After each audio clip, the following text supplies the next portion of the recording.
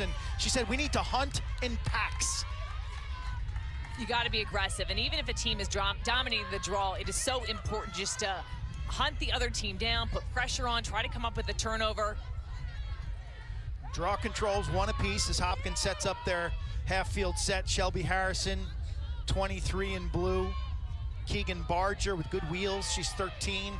And this is Madison McPherson, probably their best dodging midfielder, 30 in blue.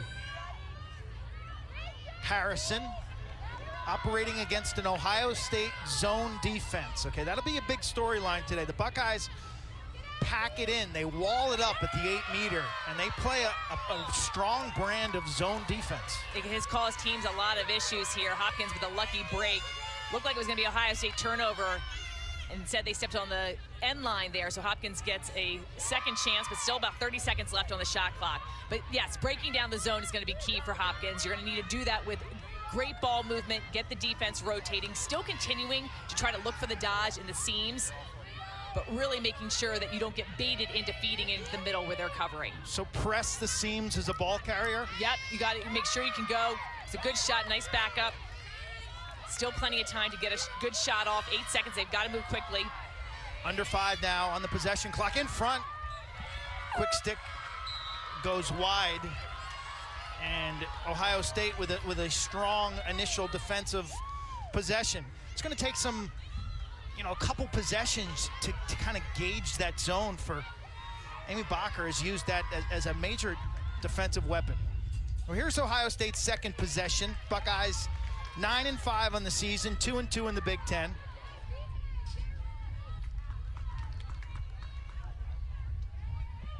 See how nice and spread out Ohio State is.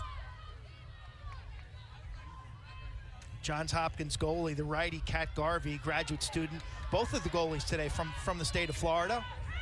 Garvey's exceptional. First team All Big Ten a year ago. More than 300 career saves. I like her balance, and she's really fluid and smooth. Level inside, beats her offside hip. Beautiful shot from Jamie Level, the graduate senior. Played at Oregon for 2 years, California native. Good start for the Buckeyes. 2 great possessions for Ohio State, and Jamie Level does a great job dodging from up top. She gets her 20th goal this season. Hopkins, they've been setting the double team, and then Ohio State just changes the point of attack, and then they're able to connect on those next passes, right? Really just making the defense rotate and shift. And Level does a great job with the split dodge up top, gets her defender on her backside. She's wide open. What'd you like about her footwork? She's so fast and shifty, and she started that dodge higher from up top, which gave her room to work and really penetrate. But Hopkins, you got to have, they're sending those great double teams, which is causing some Ohio State frustration. They're not able to penetrate there, but then when they move the ball, then the defense needs to adjust and rotate and come up with a slide for those second passes. That's a tough defensive chore when the player with the ball, Jamie in that case, is running at you and you're flat-footed. Yes, and that is why I think she gave herself more space. So she gets that pass on the run, and she's coming full steam. And as you said, the defender is standing there trying to adjust. Got to keep your feet moving. Johnson for Ohio State yanks that draw. What a tenacious ground ball in front of the Buckeye bench. Great work by Chloe Johnson, 13 in scarlet, the senior. Wins another. That was less about draw ability, more about heart and courage and tenacity. Which is so much a portion of the draw. A lot of times you'll see players win it to themselves. Those center draw people just winning it right to themselves. But then there's a whole other aspect where you have the circle players and it's just fighting a pure hustle, going for those 50-50 balls, boxing out, and who's going to be more determined. Third possession for the Buckeyes. They're up 2-0. A win would go a long way towards their postseason hopes in the Big Ten tournament. A tournament, it's a 7-team league in the Big Ten, but only 4 get invited to the postseason tournament. Rapid ball movement by the Buckeyes. Beekhausen swings it to Level, who has 2 points. This is Lindsay Epstein, right-handed graduate student. She's got good length, great defensive check by Cameron Levine, and a whistle. So maybe it wasn't a great check. Take a look at this. Watch the check.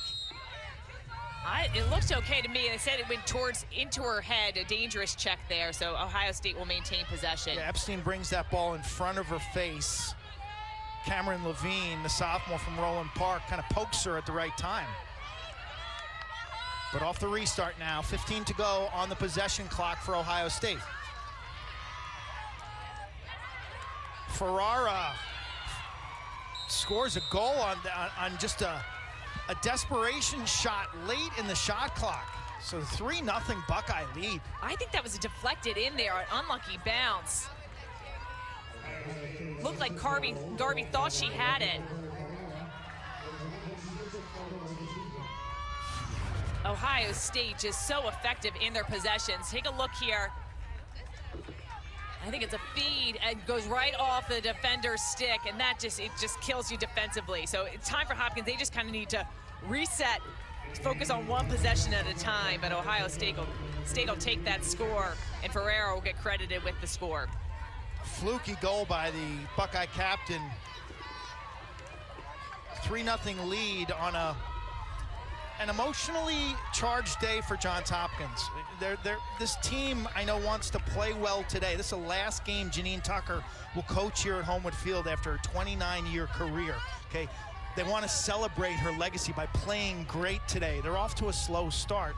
What's got to change in that department for them? It's really possessions. I mean, Johns Hopkins has only had the ball one time on their offensive end. They got a couple shots off, need to get more on cage, but Ohio State's been 2 draw control wins, and then they've really transitioned right down to score on every one of their possessions, 2 straight off those draw controls. So it starts with a big defensive stop that Hopkins need, but you're right, this is an emotional day. Janine Tucker means so much to the game of lacrosse. She's been involved for a very long time, an excellent player, 29-year head coach at Hopkins, and her players want to win. And she told us, I don't want there to be extra pressure today. I want to celebrate. I want them to play with a little bit more joy, a little bit more tenacity, and really just focus on the little things right now. Lady Buckeyes set up their half-field offense. Baez with some quick feet. She's a right-handed player. Spends a lot of time on that left wing. As Beekhausen strong to the rack. Kat Garvey with her best save of the game, and Hopkins controls the rebound. There's a much-needed stop by Garvey. Huge stop, and Bailey Cheatham's able to come up with the ground ball as well. But look at the Ohio State ride and pressure. She's getting into some traffic. Smart move. Cheatham gives up ground, throws it back to defender Jeannie Kakris, and then they change fields. A beautiful execution of that clear as Levine now carries in. So good stop by Garvey and an outstanding clear. And now the offense has some pressure right now. You need to give your defense a break. They've been under some duress. Ohio State keeps coming down attacking. They need to be smart with their passes in the inside. We know Ohio State's going to try to bait them to feed in the inside and make it easy. You can still dodge against a zone, and you can try to get the foul. So you want to make sure that you try to penetrate those seams, try to get a foul, try to get a good look, and be very deliberate and accurate with your passing. Ohio State playing their zone defense in front of goalie Reagan Alexander, sophomore from Orlando, Florida. Tall, right-handed. After only 2 appearances last season, she's been the starter all year. Save percentage of about 46%. Feed inside, left-handed bounce shot, and she made the save. Reagan Alexander with the kick save. Now you got a loose ball scrum. Massive amount of players inside. A whistle against Johns Hopkins. And so the Buckeye defense holds. Excellent stop there. Love the pass inside for Johns Hopkins. Just that bounce side is a little too high in the crease area, which made Alexander be able to get that stop. Sloppy clear by Ohio State, and now an infraction against Jamie Lasda. So Johns Hopkins, Jeannie Kakris now running around 2 Buckeyes, and she carries in. Good composure. She wants to make sure she gets away from the sideline there. She's doing a great job protecting her stick. Ohio State's ride seems to be fairly strong in the middle third of the field. And that's, Ohio State and Hopkins are 2 teams that really pride themselves on the ride, understanding how important it is that you cannot relax. Really put pressure. Keegan Barger, 13, a grad student. To Shelby Harrison. Maeve Barker, 4 in blue. receives that flip. Hopkins now trying to dissect his own from behind the net. Harrison turns the corner, and she is laid out. This is a vicious hit that could result in a card. It is going to result in a card, but on Harrison right there for the dangerous follow-through. So aggressive check, but as an offensive player, when you have the ball, you are in charge of your stick and where it goes. Take a look here. Trying to curl around, and then she completely makes contact. She absolutely does, Shane. It looked like the contact was defender to shooter, and there is a little push there on the shoulder, but the follow through the shot goes directly at the defender's head and facial area. Yeah, so that is an automatic yellow card. Good call by the officials there. And then unfortunately, Shelby Harrison for Johns Hopkins will be sidelined for up to 2 minutes. It is a releasable penalty, but if she gets one more card, she's removed for the rest of the game. See Janine Tucker on the sideline just kind of giving her pointers. You got to be understanding of where your defender is. Sometimes you can't shoot over the top. Maybe you bring your stick down low, change the level, so you make sure you don't make contact. Warming up now for a minute 40. Ohio State shooting 3 of 4. Hopkins is 0 for 4. You see the rotational defense. Feed inside. Johnson, nice save. Kat Garvey. She's made back-to-back stops in the last 2 possessions that have kept Hopkins within striking range. Terrific clear from Jeannie Kakris, and she turns it over, and here come the Buckeyes with Lindsay Epstein. Potential numbers in transition. Johnson, one more to Baez, 3-on-3. Far side, nice collapsing defense. Lasda felt the pressure from about 5 yards. Beautiful recovery for Hopkins, getting in the hole there, trying to slow Ohio State down. Penalty time, under a minute now. Epstein probes the middle, and we have a whistle. She gets bumped, her goggles fly off.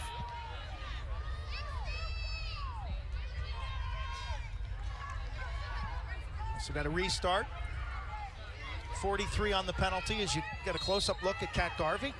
Both goalies from the state of Florida, which is fantastic. Baez, lob feed up top. Pump fake for Claire Johnston, 45 in scarlet. She's an extra man power play specialist, lefty from Kingston, Ontario. We've got our first free position, far side. Carry in, bounce shot, score. Ohio State, I think it was Jamie Lasda, 7 in scarlet. Ohio State with 4 different goal scorers today. Lasda gets her 33rd goal this season. And just capitalize off the 8-meter. This is another part of the women's game that's so important to be able to convert on your 8-meter. She runs it hard, quick fade high, shoots low, 4-0 Ohio State.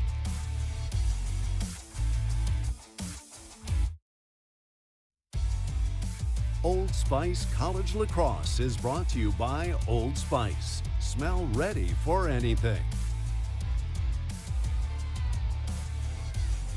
Months ago, Janine Tucker announced that 2022 would be her last year on the sidelines at Johns Hopkins, and she will retire after 29 seasons in charge. She transitioned this program from D3 to Division I back in 1999. She's won over 300 games, but most importantly, she's made a lasting impression on countless of young women who came through her program. Here's what some of her former players had to say about her impact. Hi CT, I just wanted to take a quick moment to say thank you for all that you've done for Hopkins Women's Lacrosse over the past 29 years. What an outstanding career and legacy that you'll leave behind. You've poured your heart and soul into this program. You've treated your players and your staff as if they're your family. You've always preached, make your teammates look good, that they're your family, you take care of each other, and you've lived up to that and showed us an amazing example of what a coach and leader should be. Thank you for being an example of a strong woman, a compassionate coach, a tireless worker. You've been the best leader that I could have ever asked for. Thank you. Those are 3 testimonials from former players: Erin Wellner-Helmold, Lacey Hines-Headley, and Lauren Schwartzman-Shelchuk. played for Janine in the early 2000s. Janine Tucker graduated from Loyola College. She went to Lock Raven High School. 1989, she played field hockey and lacrosse at Loyola. Her lacrosse coach was Diane Jeppy-Akins. And when she was done as a student, Diane hired her as an assistant coach, where she coached for 4 years at Loyola. Bob Scott hired her to Johns Hopkins back in 1993. Okay, so she's been coaching here 29 years. She transitioned the program from D3, a highly successful D3 program, to D1 status. And then more recently transitioned the team from the Centennial into the Big Ten. Hopkins scores their first goal, and that brings a cheer on the Blue Jay sideline. And there's Janine, constantly working the confidence level of this group.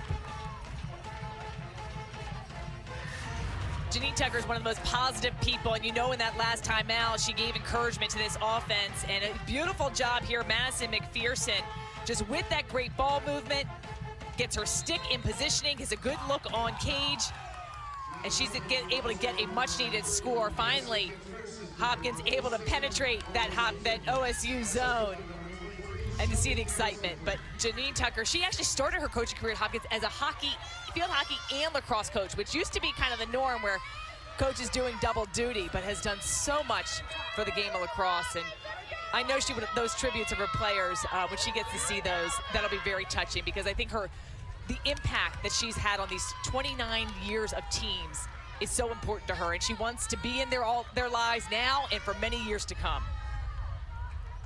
Many of them are here today watching this game from the Cordis Center. There's going to be a post-game reception under a tent. Nearly 300 alums are here to support Coach Tucker, to thank her. As you said, you know, she's always been known for a developer of team culture, a developer of young women to go out, to get great jobs, to be leaders, to be moms. Yep. She is always, she sees the broader picture and knows that when she recruits these athletes, that she's going to take care of them. They create a family, and she wants to see them thrive in every aspect. Well, here's Hopkins now playing with a little momentum coming off that first goal, and they win the draw control.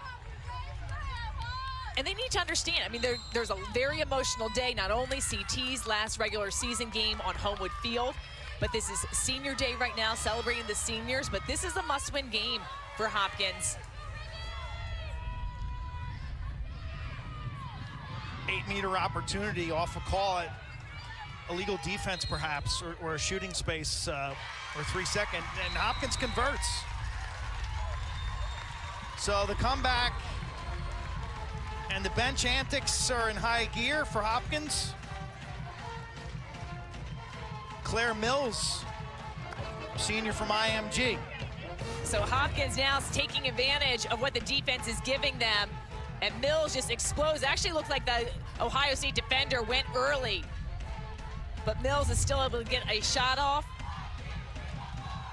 As we get into some of these closer games, those 8-meter statistics become so important, because you see a lot of fouls in the game of women's lacrosse, for whether it's 3 seconds, a defensive foul, shooting space, or just checks the body. You have to make sure that you're able to convert.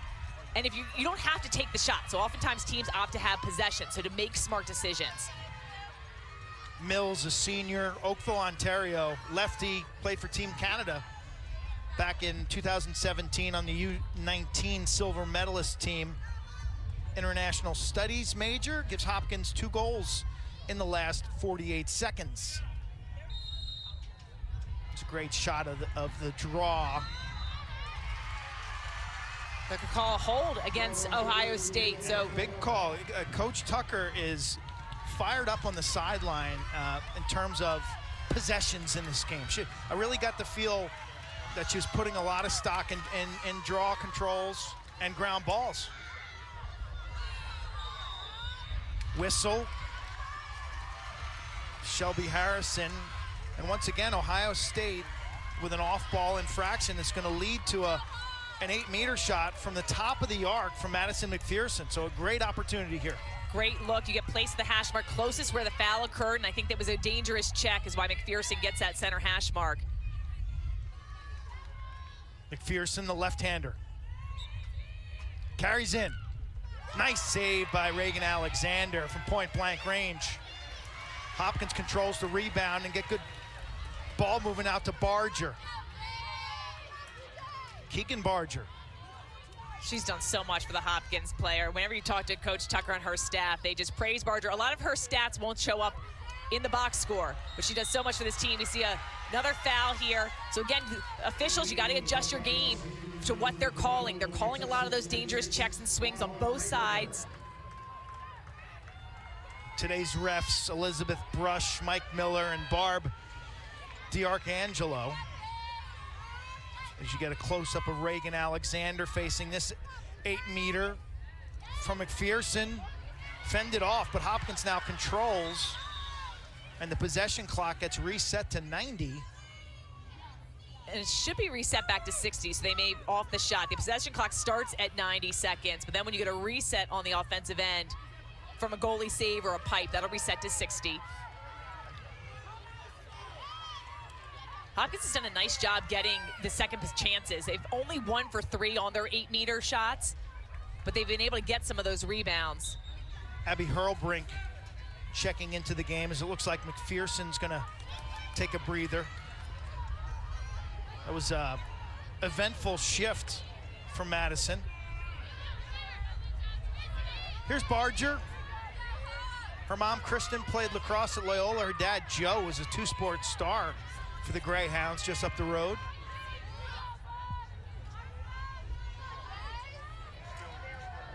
Harrison, right-handed, pumps, swings it up top for Hurlbrink. Left-handed, Georgie Gorelick, 3 in blue, and another whistle. So Ohio State now defensively, it seems like violations and fouls have been their biggest issue. And a lot of the whistles that you'll hear are all about player safety. So the two defenders, they go to double team, but the extension of the arms there and the holding is what's going to be called. Gorelick, left-hander, had 3 points against Northwestern. Here she is, top of the arc, right side of your screen. And she scores. She made that look easy.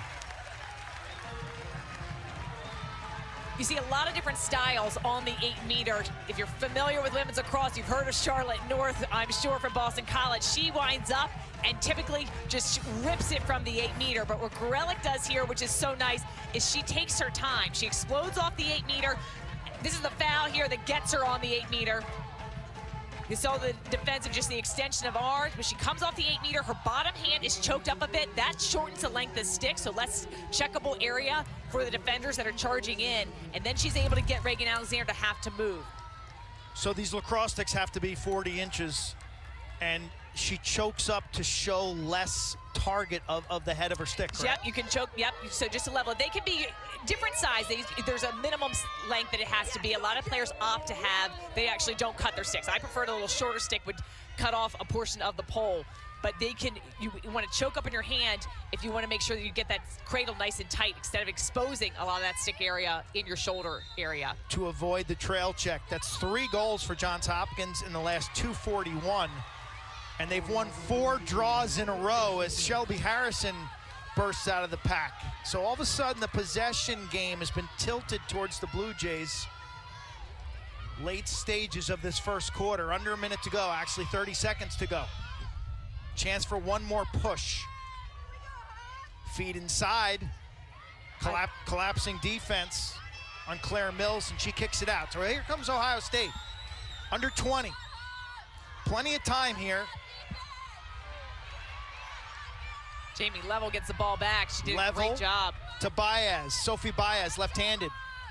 She'll take it herself, draws a double team, puts the ball on the carpet, and looks like Hopkins will survive that final rush. Buckeyes come to Baltimore, they jump up 4-0. Goals from Madison McPherson, Claire Mills, and Georgie Gorelick. It's 4-3. The Big Ten women's lacrosse from Homewood Field, off to a terrific start.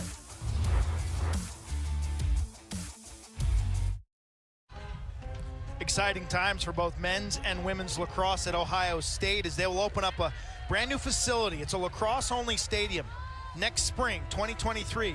The women's lacrosse program, especially proud that one of their own is helping make that dream a reality.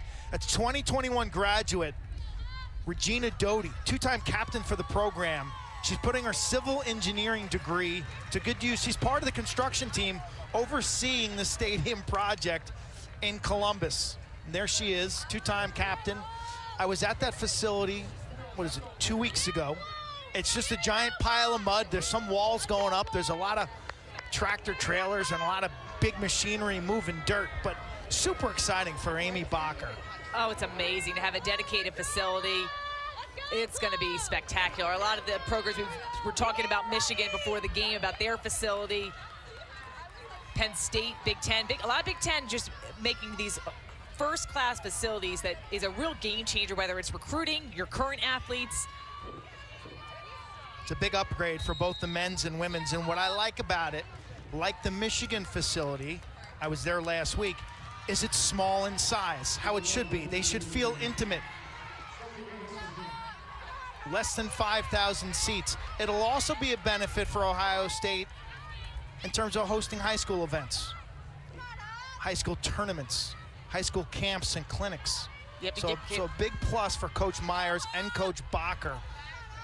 Hopkins now, after down being 4-0, they changed up their draw specialist. They've been using Mia Farnella, 55 in blue. And draw controls are now 5-5. And that has really evened up this game. And that's a smart coaching move. Sometimes just the matchups don't work, that you need to get a different stick in there, a different technique to mix things up. Buckeyes in their zone defense, and you're gonna have a defensive infraction, which will set up Shelby Harrison. 2 of the 3 goals for Hopkins have been off the 8-meter, so they are have to take advantage of these fouls. Harrison with over 100 points, robbed from close range. Great save by Reagan Alexander. But Hopkins controls the rebound, and you reset that shot clock to 60 seconds. And we've seen that happen a couple times. They miss that first shot and they get the rebound, which tires out the defense. After a slow start, you can just see it in the body language, the stick work, the confidence level. Hopkins is ready to go as Barger spins it through X. Watch Reagan Alexander in cage. She's very active, especially when the ball goes behind. She moves high in that crease area. McPherson left-handed. Flag down, nice save from point-blank range. Reagan Alexander considered a play on as Ohio State attempts to clear now up the far side. And that's one of the area of the game of women's lacrosse that I think here's a beautiful pressure on the ride for Hopkins. They get possession back. Double team. Blue Jays now will set things up. Mills to Gorelick, the left-handers. Barger's got good wheels, 13 in blue, top of the arc. McPherson, dangerous. She likes to penetrate left-handed right down the middle. So Gorelick, McPherson, and Mills, all lefties. So oftentimes when there is a foul, you see the officials with their flag up. The players that have the ball don't necessarily see that. A lot of times it happens behind the play. And if the officials think you get a good shot off, then the flag goes down, there's no call. If they held on to the ball and just pulled out, then it's whistled, and if the foul is administered, likely in an 8-meter. So it's considered kind of a play on. It is a play on, but you don't know it. So maybe McPherson. But the ball carrier doesn't know it. Should the teammates and bench yell out? Yes. Yes, and the teammates usually is behind the play, so the teammates can't. The bench needs to. Here's Georgie Gorelick, her second goal of the game off the restart, free position.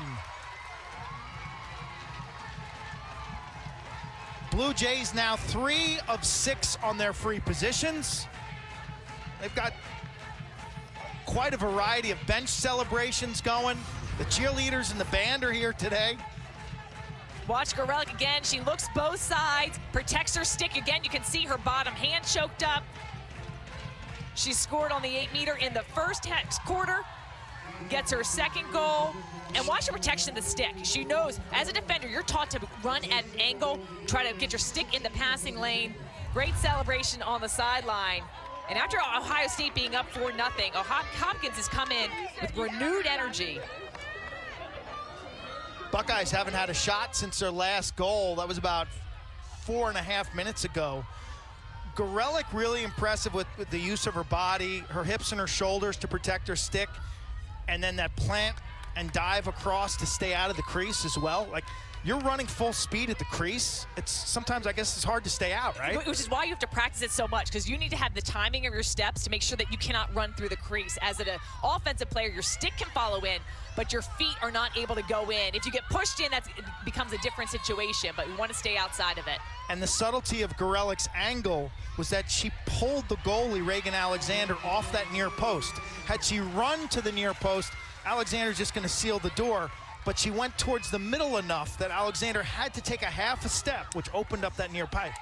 Which also gives you separation from your defender. So it works both ways, gets the goalie moving, and then if you run at a straight angle, the defenders can run directly at you and meet you if you get a little bit more separation. So instead of running straight at the goal, as you see another goal by Hopkins, they're on fire. Blue Jays playing with uncommon emotion today. Abby Hurlbrink, the tall sophomore from Bryn Mawr. And this starts with possession. They're winning the draw controls. They're fighting for some of those ground balls. They're getting the turnovers. Now you're seeing, we thought this game was going to go back and forth. Gorelick gets it into the inside, and an excellent job just really getting some torque and power with that little jump skip.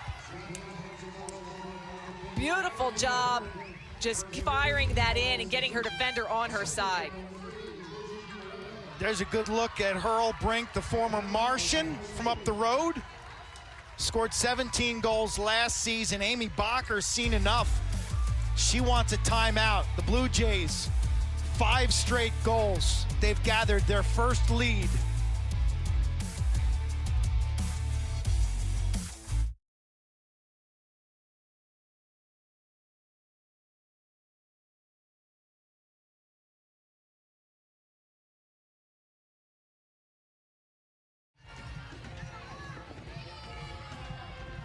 Exceptionally important weekend on the women's side of college lacrosse. Here's some scores from Friday. Big game. BC taking down Syracuse by 2. You see some of the action today. Maryland jumps all over Northwestern 10-5. What stands out now? What do we got? About 2 weeks. We have this, and then next week, and then championship week is that first weekend in May. Selection Sunday being that May 8th. So teams trying to build resumes. This is ultra important. You see, I think the biggest surprise right here for me is one, UNC beating Duke by such a large margin. Duke took down Boston College last weekend. So then to see that Boston College and Syracuse, that whole ACC is so competitive. The Big Ten, though, Northwestern and Maryland locks for the Big Ten tournament. But I'm surprised Maryland's up so much against Northwestern, though plenty of time. Northwestern has a ton of scorers here. Ohio State 0 shots here in the last 7.5 minutes. They started off so strong. It seemed like every possession they got, they went down and scored.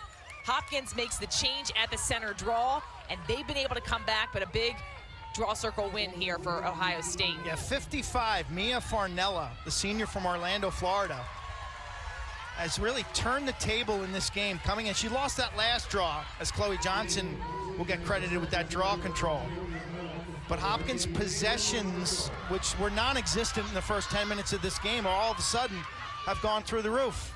And you saw, just like what the coaches were talking about, Hopkins may not win that draw, goes to Ohio State, but they come up with the turnover. So being the hunters there, trying to come up with the key possessions to get the ball back on their offensive end.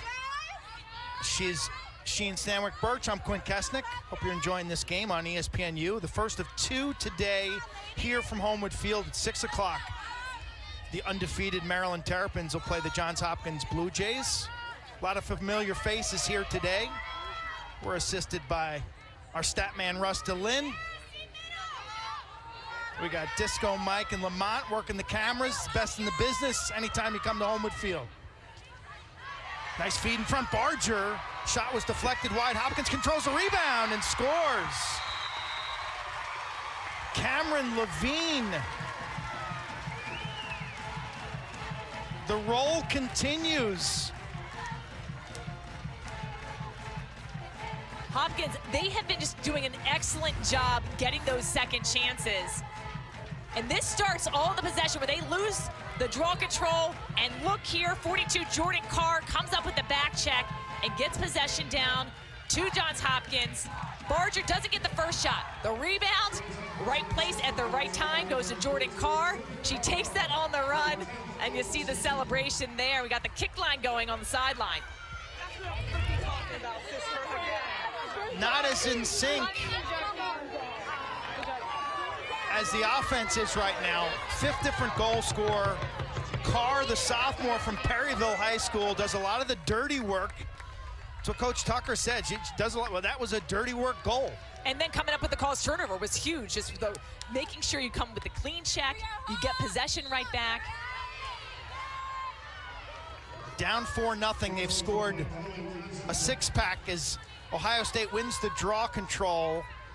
No transition. The Buckeyes have to kind of reboot here. Just kind of start over. They've not scored in this second quarter. And as Hopkins has had a run, so they need to right now have a good possession. We've seen the ball movement early on in their scores working really well. Blue Jays playing a man-to-man defense. Jamie Level, who had 2 points early. And this is Chloe Johnson.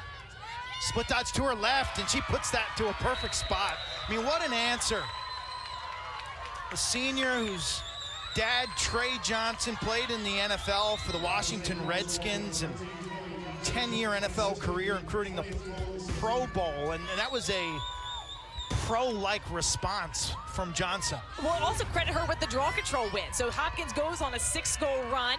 Johnson's able to make some just change-ups at the center circle, gets the draw, comes down, great split dodge, and you see what the rest of the Ohio State team did? They cleared through for her. So she had the entire left-hand side. Hopkins isn't able to slide to double team. She gets wide open, sticks it, non-stick side past Garvey. It's a great point, Sheehan, because she's given all that real estate by the clear through. Yep. So when you're an adjacent offensive player, you're either, setting a pick or cutting through or get out of the way. Fading behind the goal, right? You want to get out of the way somehow, just make the off-ball players, the worst thing you can do is stand and watch. So make room, get out of there, be ready for the pass. You hope your defender slides. See the heart and hustle here. This one's going to go Johns Hopkins' way. Get out of the way. If you're that adjacent offensive player, cut through, go behind, but don't let your defender cover the ball carrier. You stand and watch, you're doing nothing. So you got to make sure you are not a bystander. Be an active participant, even if you don't have the ball in your stick. Annika Meyer with a nice clear.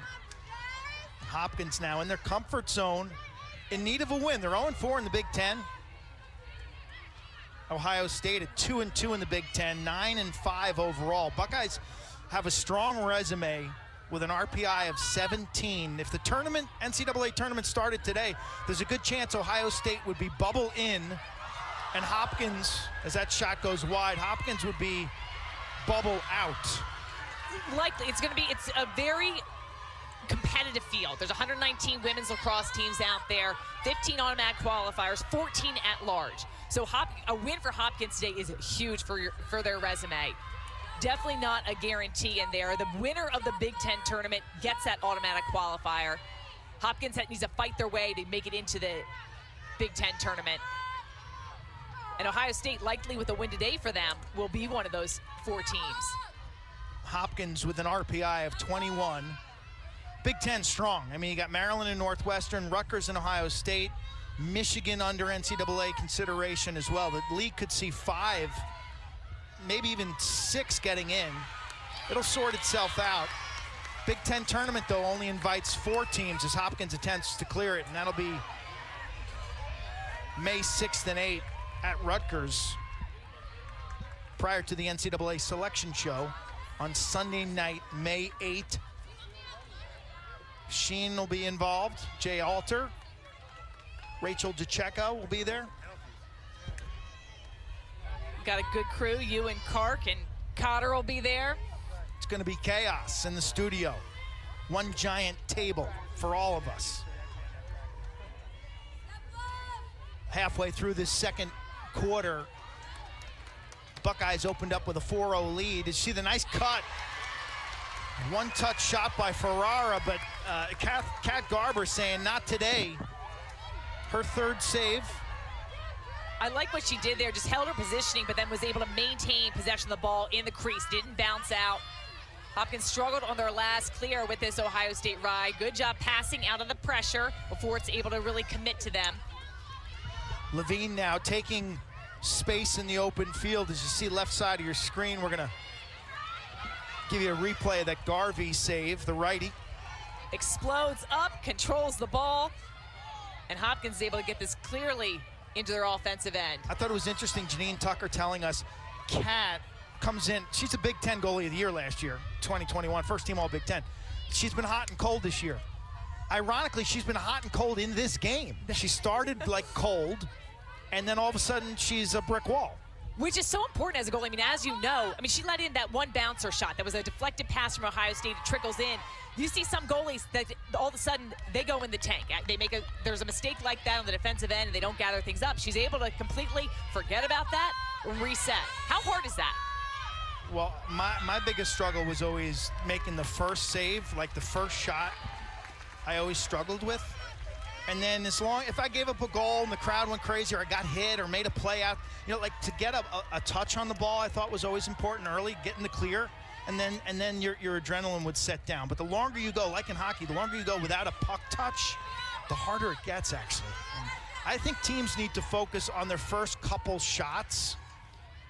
If you give a good goalie a soft, that was no soft look, Hurlbrink scores. If you give a goalie a soft save early, you're creating some confidence. A hot goalie is hard to beat, and Hurlbrink gets her 14th goal this season. 4th straight game with 2 goals. The 8 meters have been a difference maker for Johns Hopkins.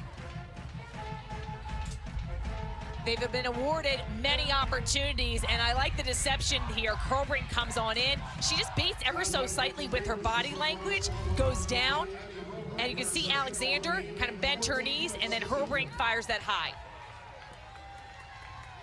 Hurlbrink with all the head and hands motion and her eyes, deception with her eyes, looking down at the turf.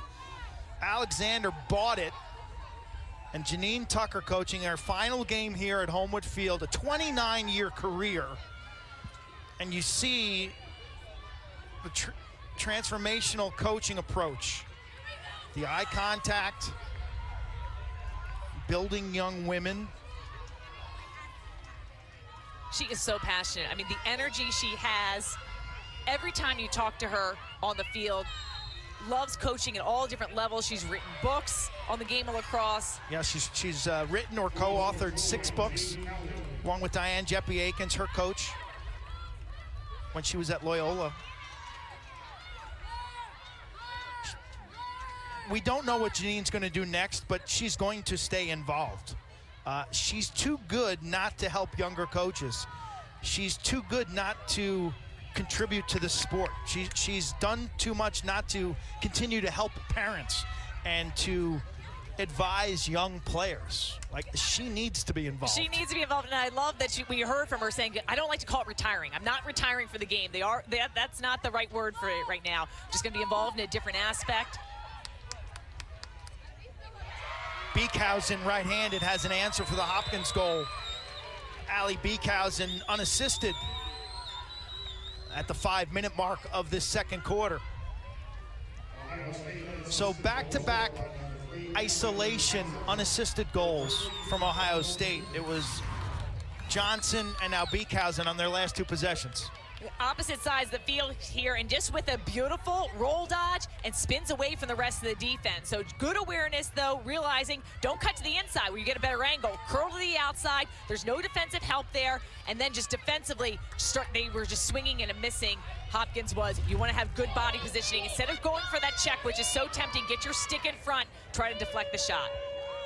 It's a good look at Amy Bacher in her 3rd year after coming over from Stanford, where she coached for 11 years, 6 Pac-12 titles, 8 NCAA appearances. Athletic director Gene Smith luring Bacher to Columbus. It was a brilliant hire. It's a team that made the tournament the last time in 2015. They are on the improve. Talk about energy for Amy Bacher, too. Been involved in the game for a long time. Also coached at George Mason, was involved with the USA team. Such passion and energy. 4-9 her first year, 4-9 last year after a 5-4. She took over prior to the COVID year, which is a difficult circumstances to take over a program. But they are moving this thing in the right direction. 9 wins on the year. They finish up strong. They're going to get in the Big Ten tournament. They're going to get in the NCAA tournament. But this is a critical game. Under 5 minutes. Janie Cowley now, 44 in scarlet, feet inside. Backhand shot and goal. What a terrific finish. Great hands by Jamie Lazda. Ohio State's been able to work this Hopkins defense, scoring in different ways. 3 different scores in this second quarter. And Lazda does a beautiful Twizzler move. If you imagine what the Twizzlers look like, they're all twisted in rope. Watch her wrist movement here. The pass goes inside, the double team is there, and then she whips it around, drops her stick low, and then rotates her wrist like a Twizzler. Beautiful job and the placement. I liked how she turned where she was looking. You have to be careful when you have those backhanded shots that you make sure you're aware of where the defense is, and then she's able to place that in the top opposite corner. Is that like the cherry-flavored Twizzlers? I'm picturing cherry flavor when I say it, but they have chocolate too. I can down a whole pack of cherry-flavored Twizzlers. Jamie Lazda, breakout year. Crafty, Ithaca, New York. Lazda is fluent in Spanish. Her brothers Eli and Riley played at Albany for Scott Marr. Her dad played for Richie Moran at Cornell. So she learned to play in the backyard. That's a backyard skill. Like, that stuff is not really taught. It's just done, you know? It's done, it's fun, and it looks really good when you score. Chloe Johnson's made some adjustments on the draw circle, and you've seen the way she's winning it, different ways. Sometimes she positions the ball behind her, is able to get the ground ball, sometimes in front. Epstein, one more to the far side. It's Callie O'Brien and a infraction against Johns Hopkins, which will put the junior from Sachem North Long Island on the arc. Callie O'Brien, right side of your screen. Shot blocked in front, rebound comes up to the Buckeyes. So reset the shot clock as Epstein now directs the offense top of the formation. The shot clock should be reset to 60 seconds. So whistle on the field, I think, trying to get the shot clock right. It's amazing with the evolution of the women's game. The mechanics now are very similar to the men's. Yep, with the reset, shot different clock, resets. 90 to 60, 80 to 60, 4 quarters. The rules enhancements to the women's game have been overwhelming success in the last, 3 years? Yeah, I mean, each year they've really, once the shot clock got initiated, that was an excellent move, getting rid of a lot of the stalling that we used to see at the end of games. The switch to 4 quarters this year used to be 2 30-minute halves. Mostly positive response. I think the biggest complaint is that the games seem to be longer, and that was one of the goals of the rule changes for this year, was to improve the pace of play. But the players definitely like the quarters. They get an extra break. They get a 2-minute break after that first quarter and the third quarter. Our man Russ DeLynn doing a comprehensive study of the women's game, timing and officiating. I quoted him today. You were my source for that. For his senior thesis, for his graduate degree.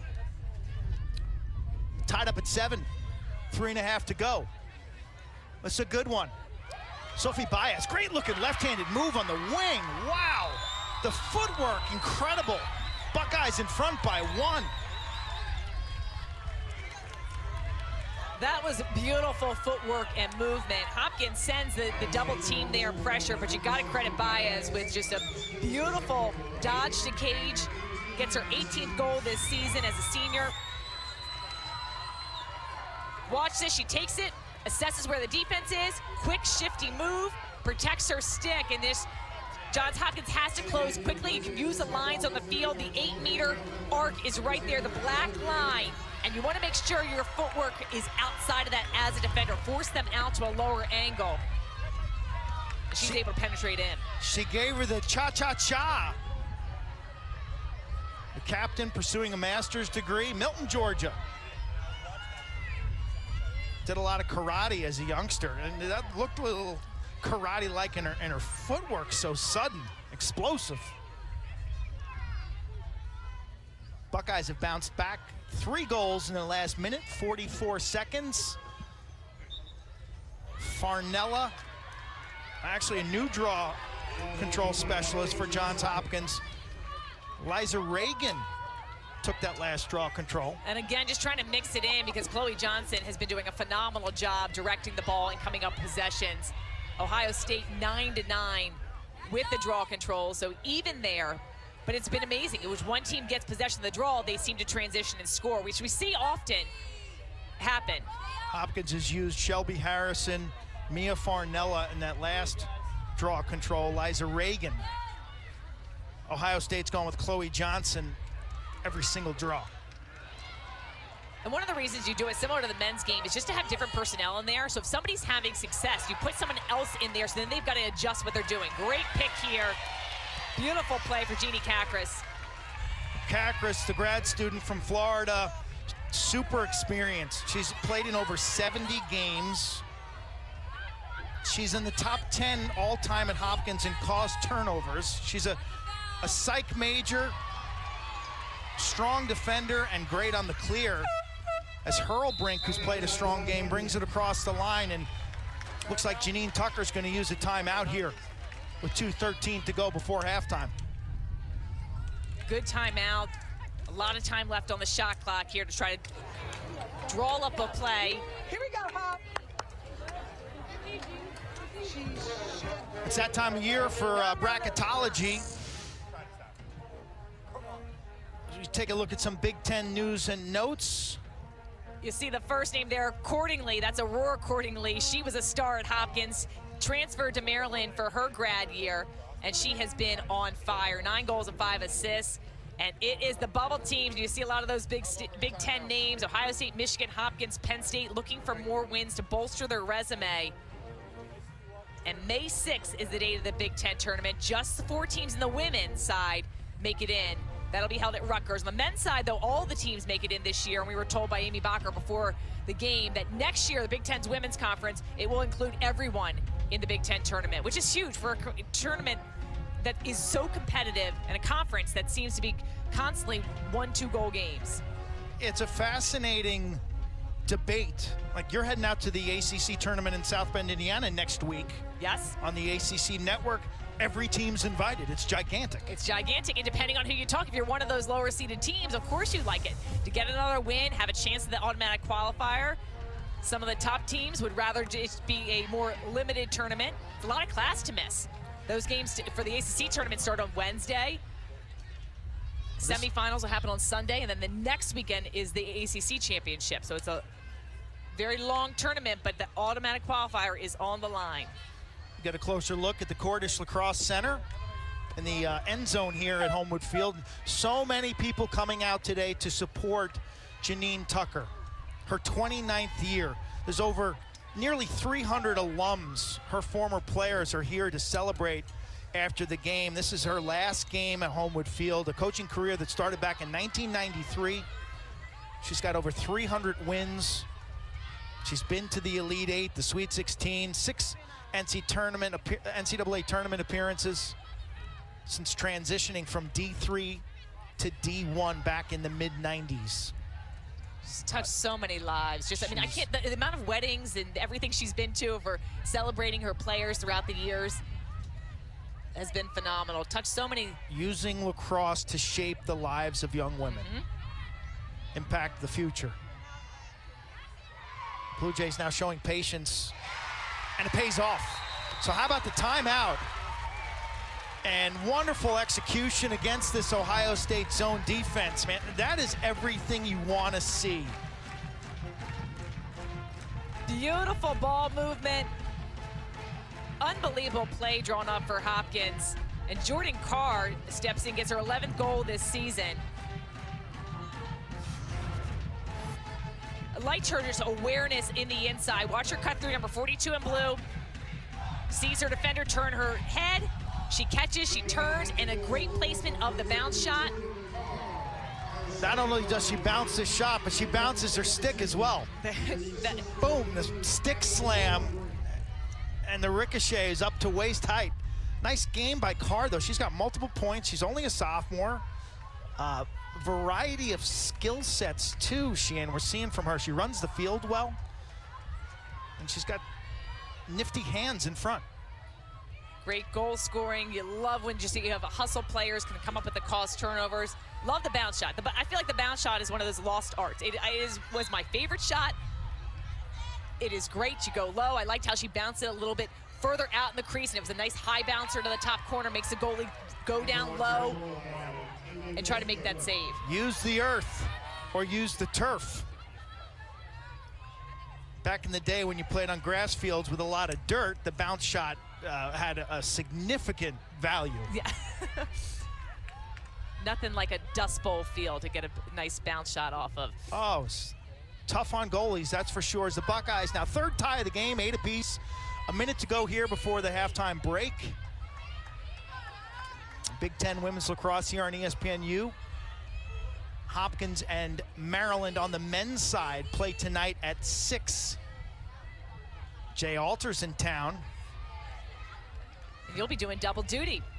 If my voice holds up, I will be. Always excited. It was a late addition to that game. Always excited to call Hopkins, Maryland. It's a special, special rivalry. This place will be packed. And you're gonna see just a devastating Maryland team as Cowley picks this one off in transition. 4-on-4 now for the Buckeyes. Look at Janie Cowley run. And Back and forth. And turns it over. No whistle on the play. Ball on the carpet now. Under 10 seconds to go. One final push for Ohio State. Jamie level. Clock at 5. Epstein defended well. Inside shot. Oh, goes wide. So we finished the first half tied up at 8. Buckeyes jumped up 4-0. Hopkins took a 6-4 lead. And over the last 10 minutes or so, it seems to have been an even game. There's Janine Tucker, 29-year head coach at Johns Hopkins. Her final half as the head coach coming up next. It's 30 minutes between the Jays and the Buckeyes. Game in that Ohio State dominated early. They're up 4-0. Hopkins goes on this monster run to take the lead, and then things kind of evened out in the late stages of that first half. What's going to make the difference now in the second half? I think what we saw the first half was that draw controls and possessions were huge. So whoever can kind of win that battle at the center circle, but the ride, all those ground balls, the 50-50 plays are going to be instrumental. The Buckeyes got off to a really strong start. They controlled the first couple draws of this game, and their offense was operating. Jamie Lazda gave them a 4-0 lead. Lazda was phenomenal. 2 goals in that first half, just at the right place, at the right time. Beautiful Twizzler shot there. The momentum shifted both ways. Ohio State started off super strong with 4 quick goals, and then they were able to kind of weather the storm of Hopkins scoring 6 in a row. And Jamie Lazda, big reason why.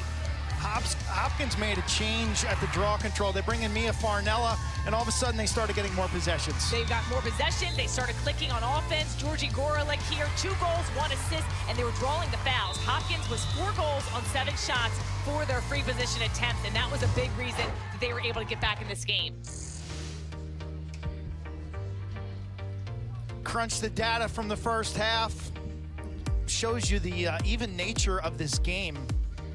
And which is why we've got an even scoreboard. The draw controls, Ohio State, Chloe Johnson leading the charge there, made some adjustments. They've got the edge. Ground balls, Hopkins has the edge there. And you see the shot differential. I do think the 8 meters is another key statistic to keep looking at as we get into the second half. Johns Hopkins has dominated this series historically. They beat Ohio State twice in 2021. I think they're 8-1 all-time here in Baltimore in this series. And they're playing, this is a team with a cause today. Johns Hopkins is playing for their head coach, Janine Tucker, retiring after this season, her 29th here on the Homewood campus. They're going to be celebrating her legacy after this game. She'll obviously continue to coach for the remainder of this season, but this is her last home game. So this game carries a lot of weight. The players had T-shirts made this week that they wore during warm-ups, and they're wearing on the sideline today. Love them. It has the words impact on the back. IMPA is in black, and then CT in Hopkins blue for Coach Tucker. She's made an impact on 20 years of teams. What a pick here, beautiful job. Epstein had her pocket picked by Annika Meyer. Now the Blue Jays are run. They do have numbers. Claire Mills left-handed to the middle of the formation. McPherson, Gorelick, oh wow. Gorelick now, I believe, has a hat trick. Unbelievable start to the second half for Hopkins. We just highlighted Gorelick. She had 2 8-meter goals. This one she gets from the open field. But it started with the turnover on the defensive end. Watch the stick here of Annika Meyer. Great anticipation. She got her body low. She reads that pass. Not only just picks it, but then controls it, transitions downfield. McPherson here. And then this actually, Alexander gets a piece of it, but deflects off into the top corner. Big score for Hopkins. Defensively, Meyer, a first-team All-Big Ten performer from a year ago. She's also a Dean's List student, and she has been a mainstay on the defensive end. Senior, former C. Markland Kelly Award winner. Hopkins has 2 of those on their roster. I think we have one up in the booth too, right? Not me. You didn't win. You didn't win the Kelly Award? Oh my gosh. No. I would have wagered major dollars that you won that award. I don't know if they had it for girls at my time. Maybe that's what it was. Yeah, interesting. I thought you were trying to pump yourself up. No. You were the winner. No, that's the best high school player in the Baltimore metro area. And as long as you've been here, you can't claim Baltimore's your hometown. I'm a New Yorker. I'm a New Yorker. Lost the accent as a junior. As Jamie Level bounce shot. Looks like that got some iron, or Kat Garvey maybe brushed that aside.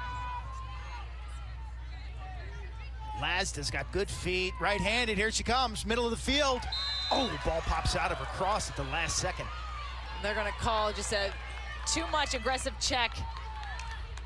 But excellent footwork from behind. Great awareness to realize that she was wide open. Lazda's going to be a force. She's got really good length and footwork, and she's crafty and strong, and here she is now. Buckeyes 1 of 2 on free positions. Oh, she hits the iron. That ball trickles out with some backspin, and Jamie Level picks up the grounder and reset that shot clock to 60, and here come the Buckeyes.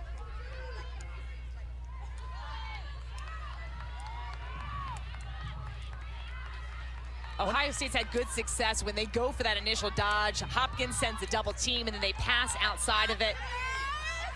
Also, here's another clear through. Epstein, Level, tic-tac-toe passing, turn and rake, ball's in the back of the net. Nicole Ferrara on the winning end of that terrific passing display. Excellent ball movement. An unbelievable catch and finish for Ferrara. 27th goal this season.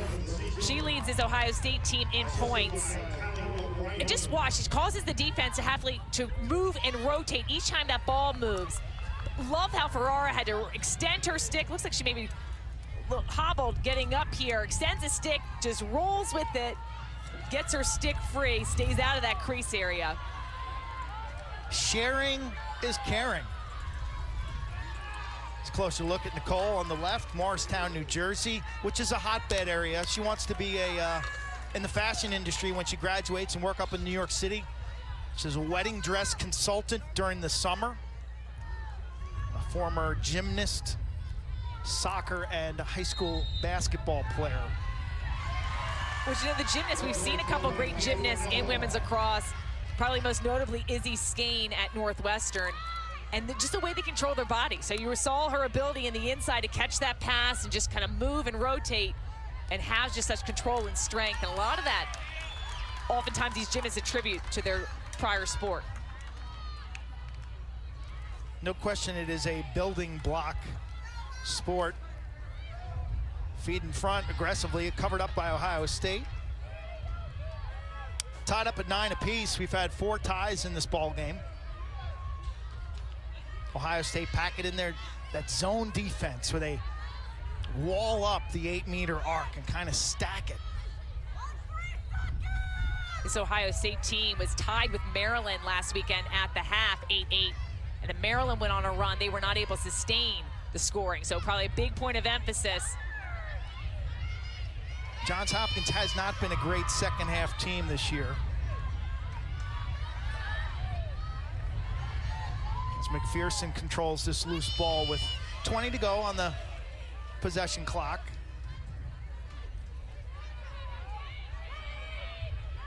Maeve Barker, well guarded by the walk-on Ava Keithler. Clock at 4, and goaltender Reagan Alexander makes the stop and controls the rebound. She was sitting on that like it was an Easter egg and couldn't find it for a second. 6th save of the day for Alexander. Those are the scenarios where a goalie, you know you made the save, you just don't want to kick it in. And so you kind of freeze and get a feel for where's the ball? Is it under my leg? Is it under my arm? Where is it? I don't want to kick it backwards. Sophie Baez now for the Buckeyes. You look at tonight on the U, we got Virginia up in the Dome against Syracuse at 4. Johns Hopkins and Maryland will face off at 6 p.m. It's a big game. Virginia needs to continue to win on the men's side to keep their resume as a top 8 team and host a first-round playoff game. Syracuse won't be able to make it into the NCAA tournament, but there's nothing better than being a spoiler to somebody else. So still a lot of reason to play. Yeah, the Orange are reeling a little, but they're still playing hard. They're still playing tough. They haven't given up. It's just they're kind of outmanned. They've been outmanned late in games. Let's see if maybe a home crowd up in the Dome can incite them to an upset. A lot of rivalry games around the country. Maryland and Northwestern on the women's side, it's a heated rivalry in the Big Ten. They're playing right now. Army and Navy, both men's and women's today. The Army women's squad rapidly moving up the charts, much better this year. Rebound in front, loose ball, control, and score by Maeve Barker. Little garbage goal for the junior from Needham, Mass. Oh, wow, another move, great worm on the sideline.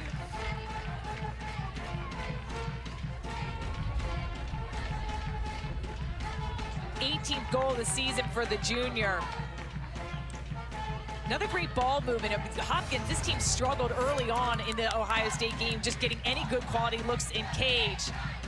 Ball hits the turf, and this is all about those possessions that Coach Tucker was talking about to us earlier in the week that need to hunt for every single ground ball.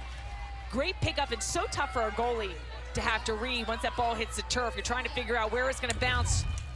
I want to see your evaluation and analysis of that slow motion worm as you get a closer look at Maeve Barker, public health major. Dad played football and lacrosse at Hobart. 6 different goal scorer for the Blue Jays. Great pickup win for Johnson, but you see how Hopkins goes and hunts. So even though you've got the draw taker that technically wins possession first, Hopkins doing an excellent job putting on the pressure right away. Good grounder by Mia Farnella, and then she escapes back towards the defense. I think a common mistake young players make is they always think you got to go forward with the ball. Sometimes you can go laterally or backwards to go forwards. Yep, you can use the entire field, especially in women's lacrosse. There's not a special area that you need to get in. You have that whole possession clock, so you can use the whole field. U-turns are okay.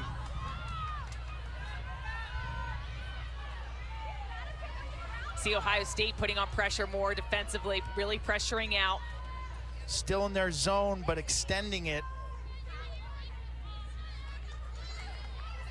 Hopkins with that 1-goal lead halfway through this third quarter. Breeze seems to have died down. Temperature now in the mid-60s. It's a beautiful day here in Charm City. After what's been a awful weather month. Even Amy Bacher, Ohio State, saying, you know, it's been tough with the weather's been so bad. She was telling us before the game that she's only had one game where she didn't have her puffer jacket on, and this is the second game. So it has been a weird spring across the nation with the weather. Right-handed rip by Shelby Harrison. She finds rope.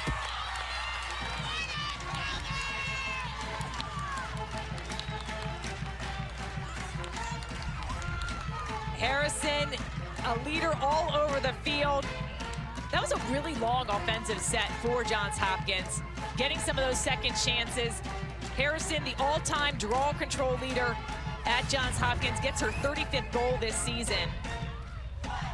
Working around the perimeter for Hopkins, and then just a beautiful shot. Harrison takes it to the side, like her little stick drop and spin move. She keeps on going. The defensive pressure is there, but she continues to run, gets her hands free to release that shot. Graduate student from Ocean City, Maryland, with nearly 100 career goals, psychology major. Johns Hopkins now takes their largest lead by 2. With the improved weather, you're going to see bigger crowds. We got cheerleaders, a live mascot, a band. We got fans across the landscape. You'll see good crowds today now as the weather perks up. Lacrosse is a spring sport.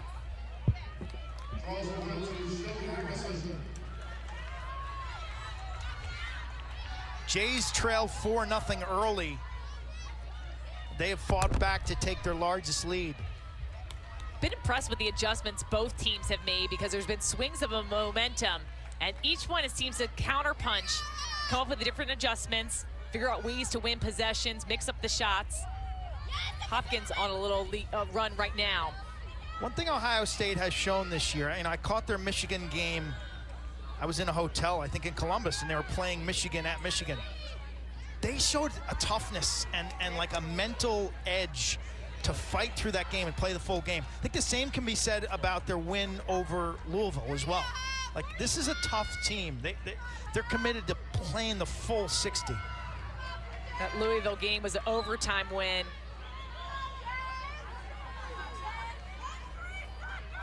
Sitting back in the zone defense now, the Buckeyes. Ball on the carpet, 25 seconds to go in the shot clock. Abby Hurlbrink's done a nice job coming off the bench, and in that second quarter, Barker looks inside, right-handed. Good collapsing of Ohio State defensively. Not many seams. Bouncer and the speed of Harrison. Back-to-back goals by Shelby Harrison, both showcasing her burst. She explodes from the outside. You saw in her bio that she's playing for a bigger purpose in this last game for Coach Tucker. She gets the last 2 goals. Her stick is high. Number 23 wants the ball. She gets to Cage and she finishes. Hopkins up 12-9.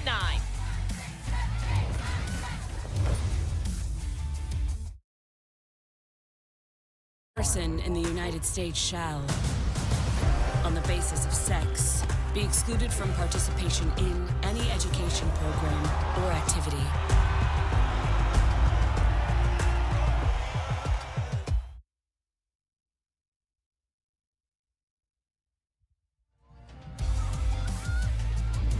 Welcome back to Old Spice College Lacrosse.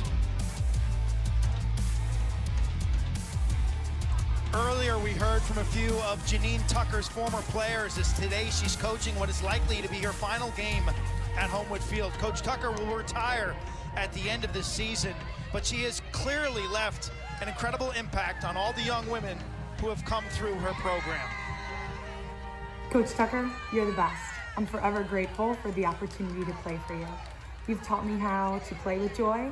You let me be my true authentic self, what it means to be a first-class citizen, and overall made me a better person. I would not be who I am today without your influence. So thank you. Thank you for all that you've done for this program, and congratulations. Thank you for all that you have done for every girl who has been lucky to call you coach, all the coaches and players that you've played against. I speak for a lot of people when I say you are one of the most remarkable people I've ever met, and you have certainly left your mark in the game of lacrosse. Coach Tucker, thank you for the opportunities, experiences, and guidance that you provided over the years. They were invaluable, and I will forever be a Blue Jay. Congratulations. Those tributes provided by Colleen McCaffrey, Haley Schweizer, and Taylor Diamore. Janine Tucker in her final year. She's coming back for this year to honor her dad, Stephen, who passed away in October of 2021, to honor this team, and to honor the staff. They took no one in from the transfer portal. She wanted to just go in as a family, out as a family, not change the dynamic of the roster. Blue Jays, after trailing 4-0, have really picked up the tempo. This is their largest lead of the game. We were tied at 7, 8, and 9, and they've scored 3 straight. Maeve Barker, Shelby Harrison with back-to-backers. In a critical game. If Hopkins is going to make it into the Big Ten tournament, they need to win this game, and they need to win at Penn State next week and then get some help. Help along the way, yeah. It's a crucial game for them, and as we mentioned, both these teams in the NCAA at-large conversation, even if they didn't make it into the Big Ten tournament. So a win here is huge for both programs. But Ohio State positioned a bit better if they win today against Hopkins in terms of them getting into the Big Ten tournament. Ohio State has wins over Penn State, Michigan in conference. Losses to Maryland and Northwestern. So pass goes a little too high there, so Hopkins is going to benefit. Hopkins' bench has really brought the energy and emotion, and Coach Tucker made sure to point out to us that there's a bunch of seniors on this team who don't get playing time, but she went out of her way to tell us how involved, how engaged, and how positive they've been. That's tough, especially this time of year. It is hard, and you know, I think the best teams have those entire team engaged from end to end, whether you never see the playing field, whether you're the first off the bench, you realize that you've got a special role, whether it's on the scout team, whether it's just encouraging.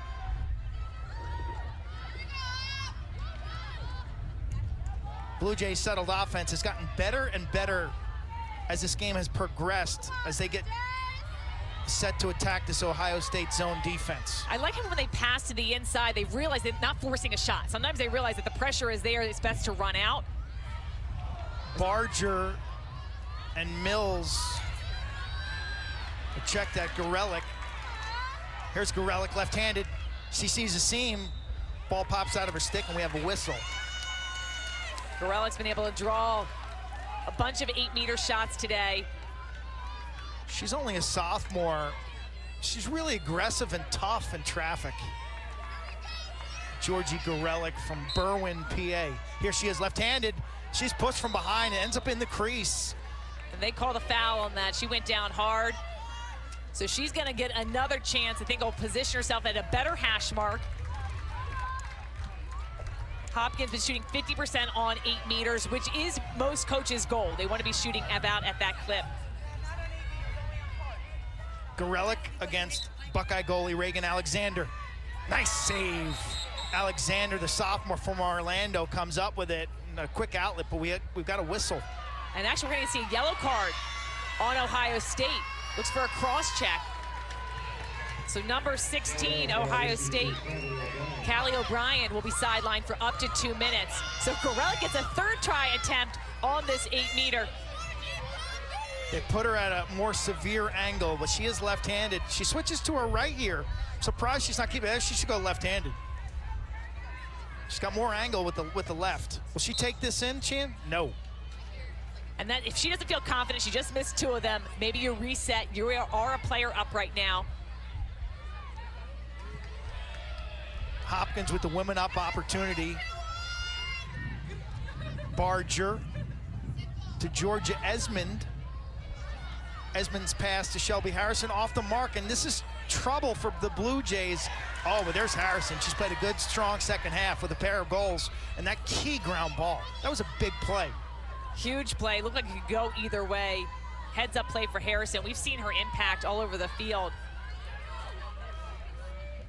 Esmond, Harrison, Barger, Gorelick, Mills with that blue bandana.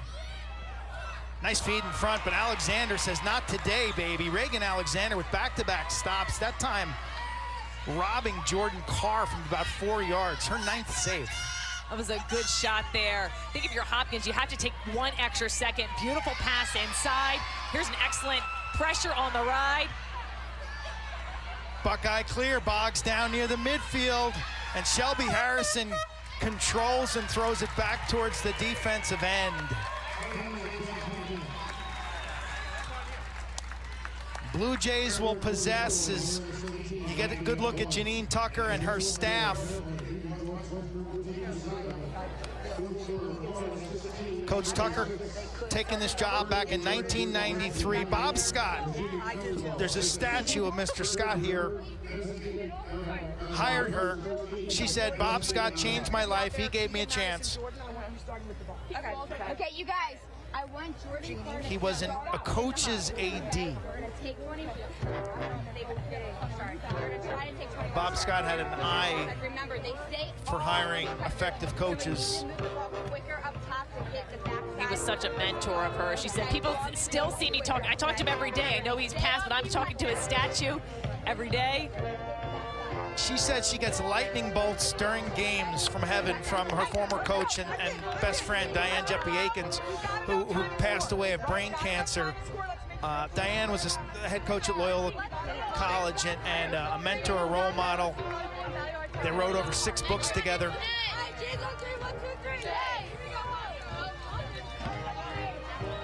Diane was, I miss Diane.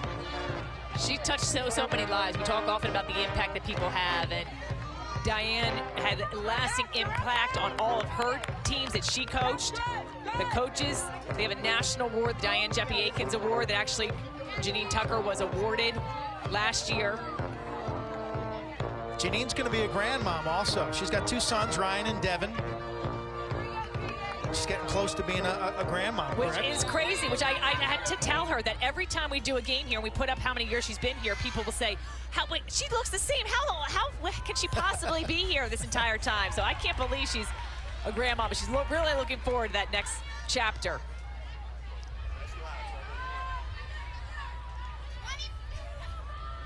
You pointed out earlier that your daughter has gone to some camps and clinics here, and there's like a connection that Janine is able to make with young people. Amazing. I mean, she runs some of the best camps, and my 9-year-old daughter loves them. She said she knew I was doing the game. She said, can you ask Coach Tucker, she's doing the camp this summer, and can you make sure she does it more than 1 week this year? She will love it. Everything about it she makes special. She makes it fun. She gives out a lot of candy, but the kids love it. She has a great way of teaching the game, of encouraging, and spreading joy, which I think you see it with a lot of her former players. Gorelick inside, so after the penalty became an all-even situation, it looked like Ohio State didn't find their defensive bearings, and Hopkins scores their 4th straight goal. Hopkins had an early 6-goal run, now on a 4-goal run. Gorelick has had a career high today. She's been everywhere, scoring in different ways, drawing the fouls. She gets it from behind the cage, continues her cut inside, gets it with the left-hand finish, just stops right shy of the crease. This was a long offensive set for Hopkins. Looked like they were going to turn it over. Shelby Harrison's able to keep that one in play, and they keep working, and Ohio State's in need of a much-needed offensive possession on their end. Blue Jays have taken this game over now 4 consecutive for their head coach, Janine Tucker. You mentioned it, play with joy, play with gratitude. She told us, don't sweat the small stuff. It seems as an athletic nation, that's all we do now is sweat the small stuff. And we seem to suck the joy out of sports. And she was so clear in that this game is supposed to be fun, but lacrosse has taught her so much, helped her, and sometimes she's relished a lot of even the losses she's had. She said, some of my favorite memories aren't necessarily the wins, it's the losses, how we've grown together, the life lessons. And her Blue Jays have responded with energy. Ohio State has the edge in draw controls 14-12, but Hopkins has the cause turnover battle won 9-4. The ground ball, these hustle plays is what's separating them, which enabled them to get a lead. This game was tied 8-8 at the half. Madison McPherson comes up with that cause turnover, and the Blue Jays have been really patient and smart on the clear, and Shelby Harrison with a great catch. That was a long 40-yard pass. And the reason they're pushing is the time is winding down, but that was a great take. See if they can get a shot off. Under 10, ball's inside. Barger. Blue Jays hit the turf. Clock says 2.3 seconds and a call coming up against Ohio State. I thought that kind of looked like a dive, but the officials bought it. They bought it. Look, I thought the foul was initially on Keegan Barger at the center, but watch she gets cross-checked there. Okay, the 2 in a row, so. Shot wide off the restart, and that'll do it for the quarter. Tied up at 8 apiece at halftime. The Blue Jays played one of their best quarters of the season.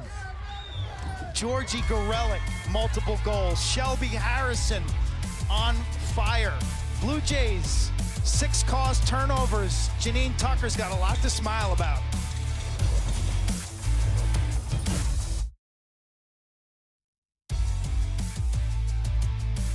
Old Spice College Lacrosse is brought to you by Old Spice. Smell ready for anything.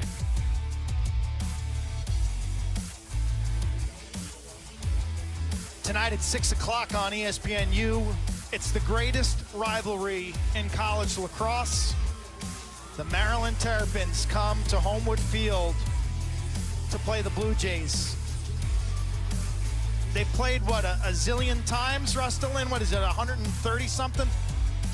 This edition's going to be interesting. Maryland's undefeated, untouched. Last week, they dealt with their first scare. They were down 7-3 to Ohio State. They ended up winning that game by 7 goals. They've been destroying people. So much talent. It's amazing to me, actually. They've won 26 out of the last 27 games against Hopkins. I didn't realize they were so dominant in this series, but that game always draws a great crowd. That's coming up at 6 o'clock. At 4 here on the U, we've got the Virginia Cavaliers up in the Carrier Dome at Syracuse. So a good one at 4, a good one at 6. Hope you're enjoying this action. We are. Glad to see the sun. Temperatures approaching 70 today. I have to say, Sheen was a little underdressed. It was. I was thinking it was shorts weather. We're not. If you're in the stands in the sun, it's nice. It was 60 up here. This is like a different ecosystem up here. I should know. You know, it gets the strongest winds up here. Nice strong check here. They're going to call that. Johnson will be awarded the ball back. Ohio State in that third quarter, one of the reasons that Hopkins was able to get so much separation. Ohio State had 6 turnovers. Hopkins had none. Ohio State has scored unassisted goals mostly in the second half. Beekhausen loses her footing and the ball's on the carpet. That could be another turnover. Yes, it is. Madison McPherson now. She shows off her speed. Potential numbers for Hopkins. Nice defensive recovery by the Buckeyes. Maeve Barker behind the net.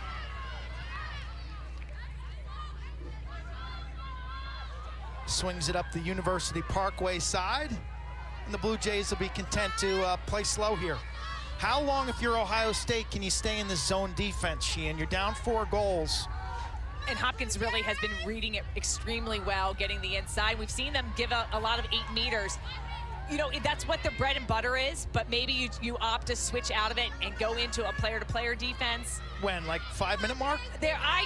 I I think they need the ball back like immediately right now. You're down by 4 goals. You have plenty of time left with 13 minutes to go in this fourth quarter. But here's some great pressure here. I like the over-aggressiveness. Feed in front, nothing doing. Possession clock down to 26. Big ground ball right here. Oh, a super scoop. Unbelievable. A nice pass downfield. They've got numbers. Maura McGregor came up with it, and this is a 3-on-2. Johnson, tick, tack, toe, turn and rake. What an unbelievable effort for Ohio State. End-to-end, they put on the pressure defensively. They get the turnover. Ohio State was scoreless the last 15 minutes. So a big-time score, but credit that to the defense. And an excellent transition down the field. And oftentimes we've been scoreless for that long, somebody can get a little selfish. Ohio State did not. Beautiful passing work, heads-up play, great feed. Johnson gets the feed down low. And another excellent score there for Nicole Ferrara. Good placement right on the doorstep. And you know Kathleen Garvey, the keeper for Johns Hopkins, watched that whole transition downfield. Nothing gets a goalie on their toes more, realizing there's going to be a fast break and people are open. Amy Bacher looking to orchestrate a comeback. Third-year coach at Ohio State after 11 with Stanford, where she won 6 Pac-12 titles. 8 NCAA appearances, quite a hire by athletic director Gene Smith. Mark that goal down as a momentum changer. If Ohio State does initiate a comeback here, that one was big.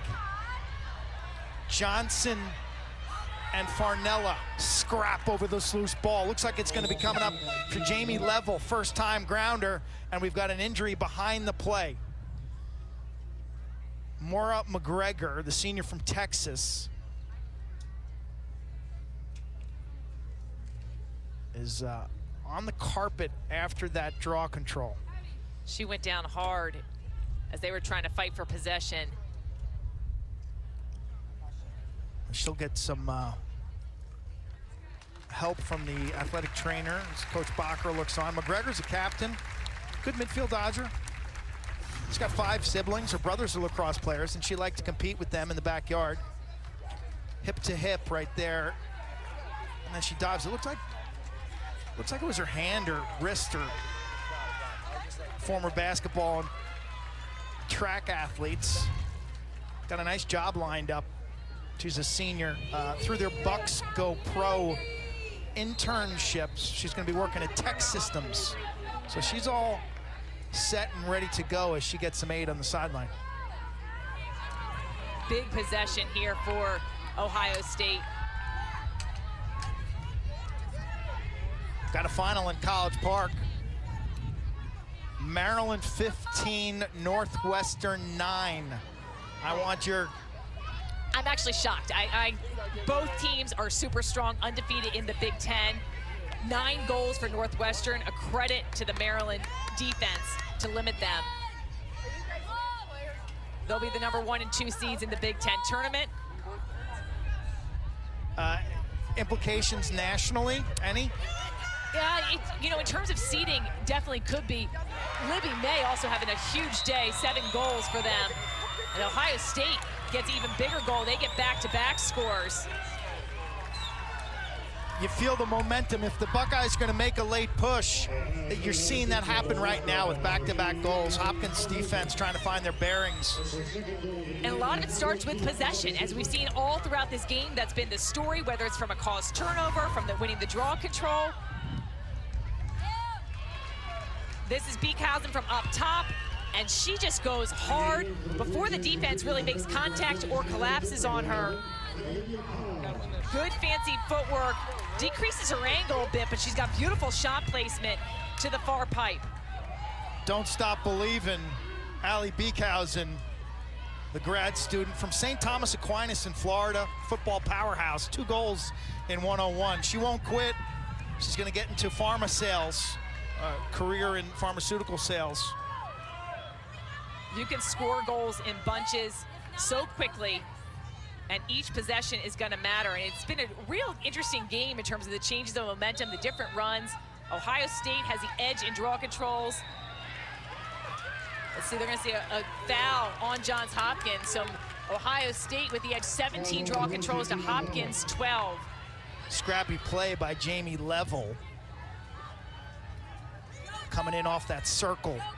Janine Tucker telling us their wing players had to hunt in packs, and I love that. Whether it's men's or women's lacrosse in the face-off or the draw, it's a 3-woman exercise. It's 3 men. It's not just the face-off or draw specialists. It's that whole unit as a team. Interesting the way they keep stats in the women's game. Whoever gets possession of the ball gets credited with the draw control, but it's really a whole unit success, whether you're boxing out.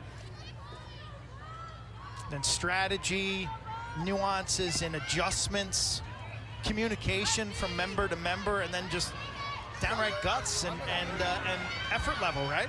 Yeah, you want your hardest working players out there on the circle. Level draws a triple team. Buckeyes score again. Wow, this comeback is unbelievable, Chloe Johnson. 3 straight goals for Ohio State.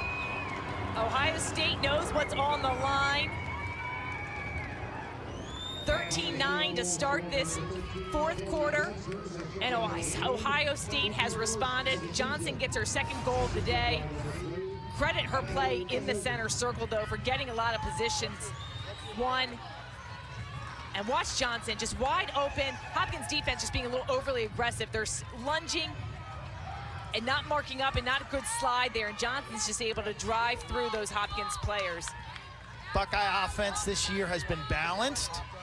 They share the wealth. They're good passers. And what we said earlier, under Amy Bacher, you watch this team play, they play with a chip. They play with a certain toughness, with a certain focus on the journey of the 60 minutes. They rarely are up and down, and you've seen a nice little comeback here. 3-for-3 shooting in this quarter. And another draw control win Big for Ohio grounder. State, but a better ground ball. So Hopkins, they haven't been able to get possession off the center circle. That's going to be a foul. Olivia Kahn comes up with the loose ball. That's a foul on Ohio State. Johns Hopkins maintains possession. 10-minute mark, 4th quarter. Quint, Sheehan, our entire crew, producer Damon Lewis, Statman Rusta Lynn, Disco Mike and Lamont on cameras. Wonderful technical people here, many of whom are going to be working a doubleheader. Hopefully the 2nd game will be half as close as his 1st one. So Ohio State had a successful defensive effort. They started being more aggressive, sending the double teams. Still in their zone defense is Ohio State. Blue Jays send McPherson inside. And looked like that went off the left glove of Reagan Alexander, the Buckeye goaltender. She has been very good coming up with some big stops. I like McPherson's look on cage. 10 saves and a strike of an outlet for the sophomore from Orlando, Florida. Turnover time, though, for the Buckeyes, and that's been the story too much in the 2nd half. Hopkins ride. Hopkins with 11 caused turnovers, and now are going to be a green card issued to Ohio State, and that's for a non-engagement foul, so didn't get enough room. You have to give enough space. A green card is a 1-minute penalty, and it's releasable. And Amy Bacher trying to talk with the officials, saying that Hopkins had a warning. Big Ten officials wear headsets, correct? I don't see them wearing them today. 17 turnovers and 3rd field clear for Amy Bacher's Buckeyes.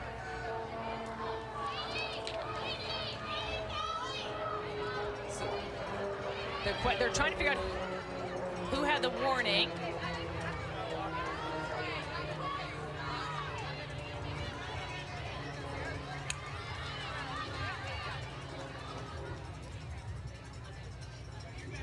One warning each way, perhaps. Either way, it's Johns Hopkins ball, up 1, under 9 minutes. It's been a fun game, a meaningful game for both teams in terms of the Big Ten standings and then NCAA tournament resumes. The overarching theme has been the last home game that Janine Tucker, coach of Johns Hopkins, will participate in after a 29-year career. Wow, what hustle there. Ohio State looked like they were going to come up with possession, but Hopkins gets that off the rebound. Her team in the Columbia Blue today playing with as much effort as you could ever hope to see. They are just fighting for every inch. They come in at 8-7, 0-4 in the Big Ten. Looking for that first Big Ten win, looking to honor their coach, celebrate everything that she stands for. Reagan Alexander, unbelievable play there, but Hopkins, every time they almost change possession, they go into attack mode. Even strength now. Jamie Level back on the field for Ohio State. McPherson down low, and another goal after the penalty expires. So Ohio State has struggled to go from their woman down defense into their all-even zone. And Hopkins, they've excelled with some of these second chance opportunities on their offensive end, coming up with the caused turnovers. And number 42 in blue has been a real bright spot. Trinity McPherson gets this down, so Madison McPherson gets it in, and a beautiful score for Jordan Carr. Hopkins with the lead, it's 14-12.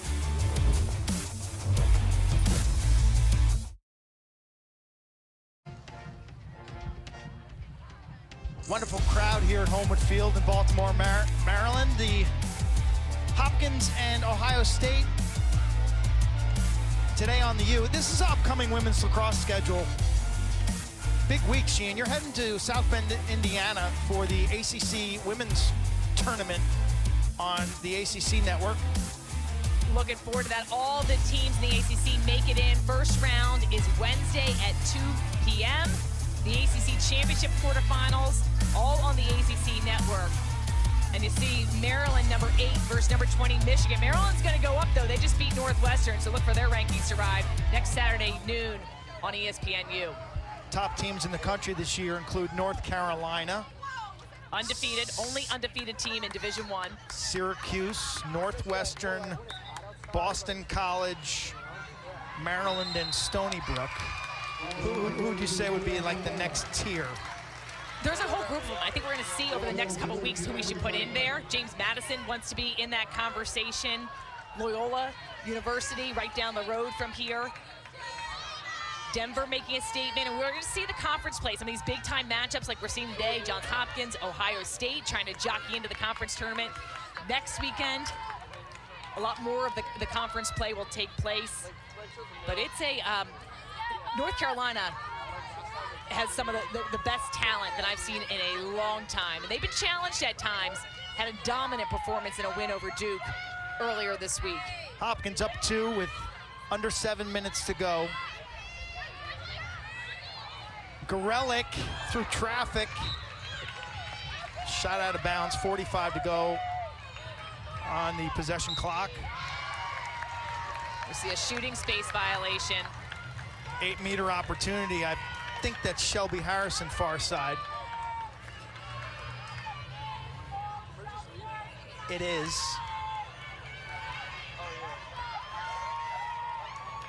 The right-hander now from 8 meters. Blue Jays are 40% on their free positions. And she finds the net. That's a big, big goal. Gives them a 3-goal cushion. She converts with a snapshot from about 5 yards. Harrison has scored in different ways. She's celebrated in different ways. She's been all over the field. And the 8 meters have been a difference maker for Johns Hopkins. She explodes, and then you see right there, Reagan Alexander, she wants that one back. She bit, she thought she was going low. Watch her drop her the hands, try to make the save, and it goes top corner. A lot of times as a goalie, you have to kind of guess. They're coming at you and shooting so fast that sometimes you just make the guess that they're going to be going low, they're going to be going hip side. Harrison read that and gets her 3rd goal of the day. Graduate student from Ocean City, Maryland, hon. Big day, 3 goals, 1 assist. It's that time of year where we talk about the NCAA tournament. We also talk about the Tualatin Trophy. Who do you got, Sheehan? It is going to be another race to the finish. Jamie Ortega has been leading this Tar Heel team. And then you've got Charlotte North. She won the trophy last year. She has been putting up huge numbers. Lauren Gilbert, another star player for Northwestern. And then you got Aurora Cordingley in the all-time points leader, top 10 at Hopkins. She's taken her skills to Maryland this year. And Megan Tyrell for Syracuse. She has been so fun to watch. Syracuse once again this year battled so many injuries, and Tyrell has been leading the way. I've enjoyed watching Charlotte North. I watch her highlights, and I almost fear for other athletes on the field because she shoots the ball so well. I don't worry about the goalies. They're padded, they're protected, their job is to stop it. But at times I worry that her teammates or defensive players could run in the path, and she shoots the ball so fast that I almost worry without helmets that someone could get hit in the head. Is that a fair concern? And I'd be scared if I was in front of her. She shoots it so hard. I mean, I think she's so skilled in some of those better shooters. That's a good point. That's a valid point. The officials know that's why we have shooting space so somebody doesn't get hurt like that. We're trying to clock her shot. I'm really interested to see how actually hard she can shoot because she's got such precise accuracy. Her strength is amazing. All over the field, been really fun, and has made fans from, people that have never seen lacrosse want to see Charlotte North play. I saw the TV game last night. There's a whole Charlotte North fan section. Queen of the North. That's what they've dubbed her. She's done so great. Boston College winning their national championship. First national championship in program history last year. The national championship is going to be played on this field, Johns Hopkins Memorial Day weekend here for the women. My niece is a student at BC. Big fan of the team. And Acacia Walker, their head coach. Love her. One of the best. Big draw control from Ohio State. Now that's their 19th. They've won 19. Hopkins has 13 in the draw control department. But a comeback here for the Buckeyes starts with possessions, obviously. Allie Beekhausen, 3 in scarlet, far side to Sophie Baez. This is a critical possession. Beekhausen to Johnson. Lindsay Epstein, right-handed down the alley, nothing there. Hopkins shows the double team and turns her away. Jamie Level, good footwork. Fake flip, spins back to her right. Flag down, whistle, infraction against Johns Hopkins. And that's one of those things that we were talking about earlier on, and it was signaled into her teammate, the flag is up. So you saw her just kind of stop the scoring play, which then causes the official to turn it into an 8-meter. If she kept going to cage, you got a shot off, you wouldn't necessarily get the second chance unless it affected the shot. 8-meter for Level, not a great angle for the right-hander. And she sails that over the net. We got a whistle though. Ohio State 1 for 4 on their free position opportunities. So teams like to be shooting about 50%. She's going to get a second chance here. But not all free positions are created equal, though, Sheehan. I mean, so it's very hard to. You don't have to take it though. So that's the difference. If you don't think you've got a great angle, if you don't think you can score, then it's better to hold on to possession. Okay, how about making a pass here to Beekhausen or to Johnson 13 or Lazda streaking in on the other side of the goal? Is that possible? Always a great idea to do. Hopkins adjusted defensively, so trying not to let, you can see a defender just popped in between them. But the pass off the 8-meter often works well and catches the defense off guard. Yeah, and Ohio State does have a 3-on-2 on the near side of the formation. It's important to have backup players you see behind the cage, because in case that shot goes wide, you want the second chance. Do you see women's teams picking off that, maybe then cutting? That would be a great idea. We should add that in. No, I'm serious. Yes, they're trying to work. You work on these offensive sets all the time. It is a huge portion of the game. Unbelievable stop there. Kat Garvey came up big. And almost gets it taken away. They're going to call Ohio State in the crease. That was a huge save. Garvey's 4th, graduate student out of Florida. Dean's List in public health.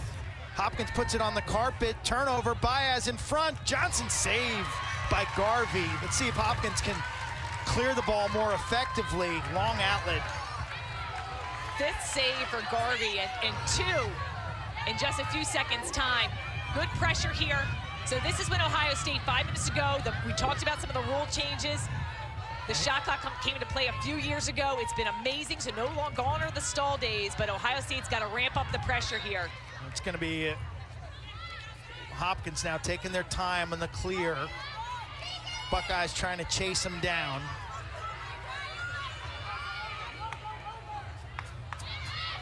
Kakris, she's cornered along the Hopkins bench, tiptoes the sideline, aggressive pass, and Jordan Carr doesn't run out of bounds. She does a nice job. 40 to go on the shot clock, approaching the 4-minute mark. This Big Ten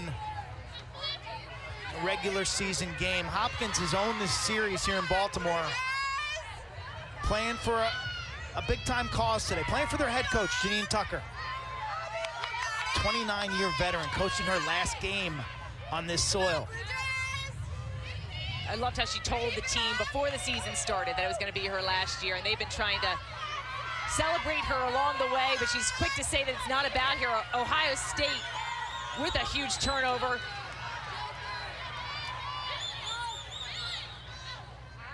Numbers inside, count it. Ferrara strikes in transition, end to end.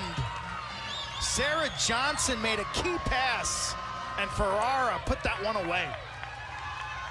Johnson, unbelievable one-woman effort from the defensive end in transition, and gets it to Ferrara. Ferrara leads the team in assists, but she's been huge in the goals. Love Johnson's awareness. Her head is on a swivel. She's looking for the pressure, looking for who's open, and great catch. Beautiful anticipation, cutting to the inside. They make this a 2-goal game. Plenty of time now, 3:36 as you take a look at Nicole. Morristown, New Jersey. Ohio State's had the edge in draw controls. They lead 19-13. This is everything. The wing player is so essential here. You've got 2 on each team will break in from the circle. They're both to the right of the screen right now. Shelby Harrison takes this draw against Chloe Johnson, 13 from Ohio State. They've moved in different personnel, trying to make Johnson stumble, but she has been stellar. Eyes on the official, and we get a whistle, and that comes up to Jamie Level, and she's got transition. Here come the Buckeyes.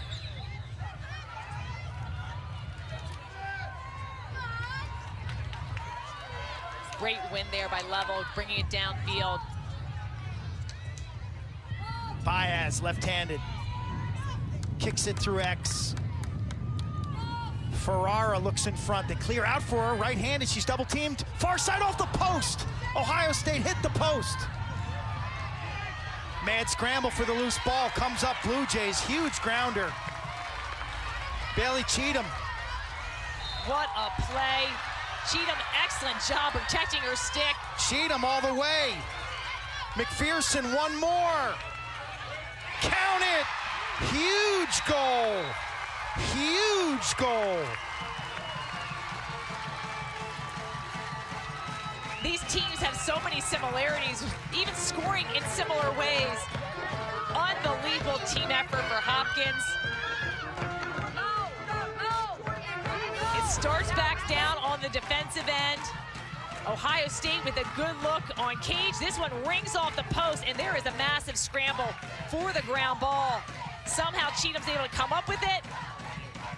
A fantastic job. McPherson gets it to the inside, and I love the patience displayed there. Maeve Barker takes her time, gets her 19th goal this season, but great awareness there not to rush that shot. That's your lightning bolt off the post. Huge swing, could have been 15-14. It's now a 3-goal margin as you look at Coach Janine Tucker. 29 years on the sidelines, transitioning this program from Division III to Division I, transitioning them from the Centennial into the Big Ten. Doing it the right way, over 300 wins. Hopkins adding an extra player on their defensive end, so they will have numbers. Chloe Johnson wins that draw, and Ohio State now, as we approach the 2-minute marks, got to go to work. Blue Jays ride, chipping away at that clock.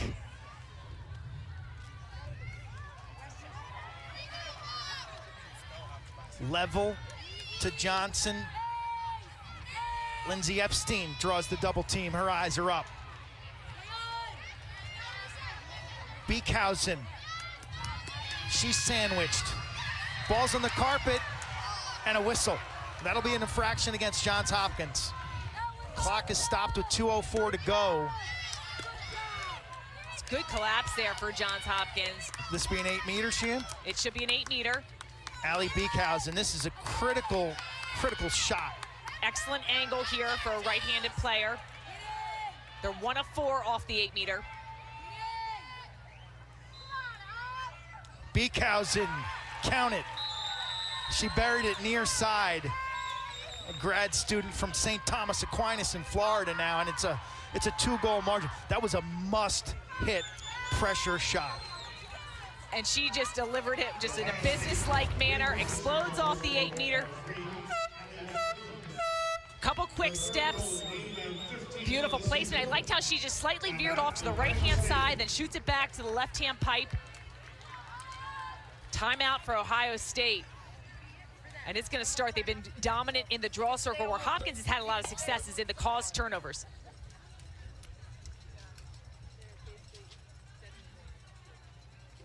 Let's take a look at who was ready for anything in today's game, brought to you by Old Spice.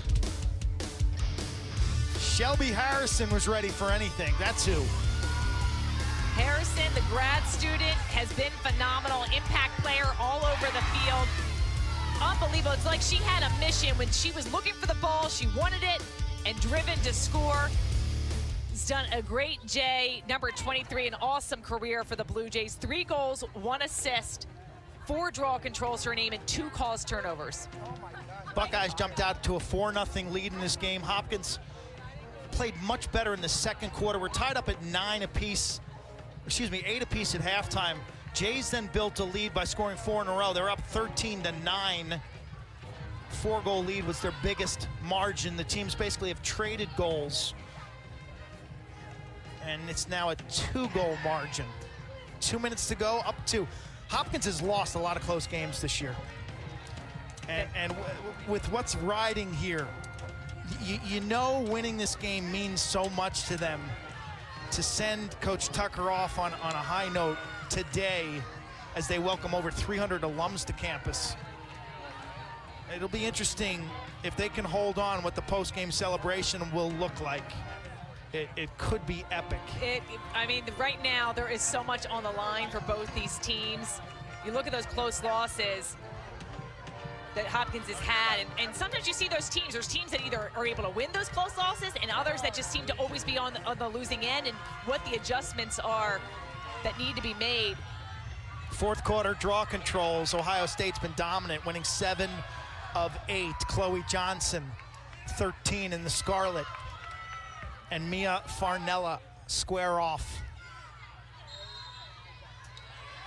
Huge play in this game right here. Epstein's stick touched it last. Johns Hopkins ball in front of their bench. Bedlam. And you can see the coaching staff just telling everyone to settle right now. Unbelievable heart and hustle. Here comes a triple team from Ohio State. And this is when you utilize the whole field. So Madison McPherson goes back, exactly, Sheehan. So Hopkins really playing against the clock right now more than anything, right? You are. So you've got this possession clock. You see it in red, 83 seconds left. You want to make sure you're smart. So Ohio State right now, they got to start sending the double team.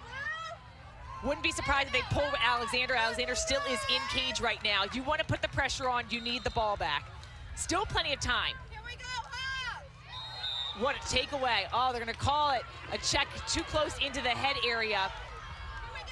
Johns Hopkins still has 2 timeouts.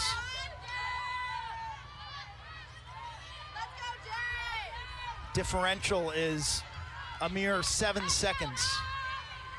Ohio State's got to get out and try to create a turnover here. They need to start flying. You can use a restraining line, switch people over. McPherson gets inside and finishes. A little icing on the cake for Madison McPherson.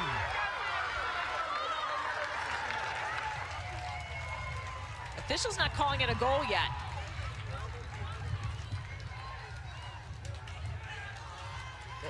Now we're hearing some news. There may have been a timeout before the goal.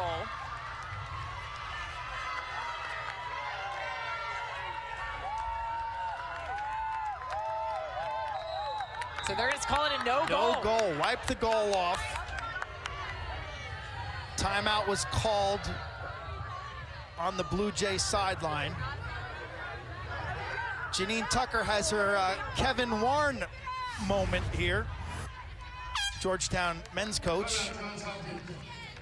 She calls a timeout right there.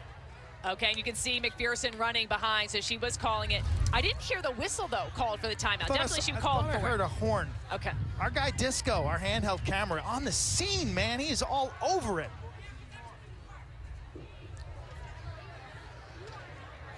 .35 to go on that shot clock. You know the double team's coming here, Sheehan. How do you handle this? You got to think Ohio State's going to pull the goalie or double the ball aggressively, correct? Yes, so you have to have just people moving and being outlets right now. So, and you can utilize the whole field. So not a certain area you need to keep the ball into. You can utilize your goalie. So I think on their defensive end of the field, you have to have people cutting and be open. And what you basically want to do is they're going to probably start with a double team. You do not just stand there and pass it. You've got to run out of trouble. You're likely to get fouled. So run through it, get out of the way, get away from the sideline, away from the end line. Sheehan, by rule, can they use the whole field here, or they're stuck in the half? No, they can use the entire field, no area that they need to keep it in. So they could theoretically throw this ball back to their goaltender or defensive zone. You could chuck it down, yep, which I think that she needs to be an option. All the defenders and Kat Garvey need to be ready for the ball. And they're going to position it outside the 8-meter, or outside the 12-meter. They're about 20 yards, yeah, 20 yards or meters. It'll be the speedster, Kim Barger, who controls, and look at all the real estate behind her. So she doesn't need to, the defenders are in front of her. She can turn around the other direction, utilize a whole open field, and you have to give room right there. Reagan Alexander is starting to cheat out of the goal for Ohio State. 0-0 with the white helmet on. And we'll look at Barger now. She'll try to run away from traffic. She does so. She's a road runner. Trying to run to victory. Moves it on. Buckeyes defense is scrambling and chasing. They got off a sync in their rotation. They need to be matching up tighter. Gorelick, who's played such a fabulous game. McPherson puts it on the carpet. An opportunity for Ohio State. Under 25 seconds, but Gorelick comes out of a pile with it and scores! Insurance!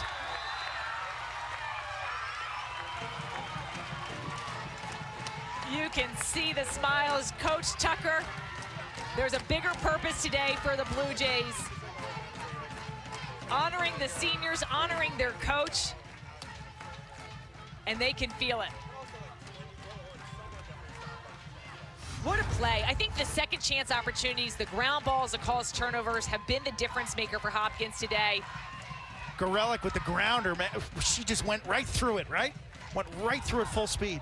She doesn't stop. She attacks the cage with passion, goes strong. Unbelievable finish, and perfect time to score there to get that insurance goal. About 18 seconds left. I've seen goals scored in as quick as 6 seconds off the draw control, and Ohio State's had the edge here. Season high, 17 goals for Hopkins. CT chance.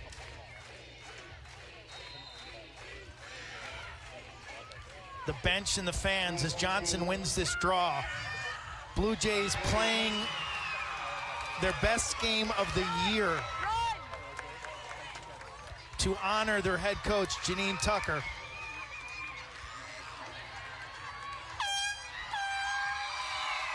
And they get the W. The team will celebrate with goalie Kat Garvey, but this one was about Janine Tucker. What an unbelievable effort. Game tied 8-8. An amazing career for Janine Tucker. Her Blue Jays, they show the energy, they show the guts. They get their first Big Ten win. A lot to celebrate. 29 years impacting young women here at Homewood Field. You saw it, the joy, the gratitude, the impact she has had. Congratulations, Janine Tucker. Thank you, and good luck in your next chapter. You're the best. Welcome in for Anaya Black's hit.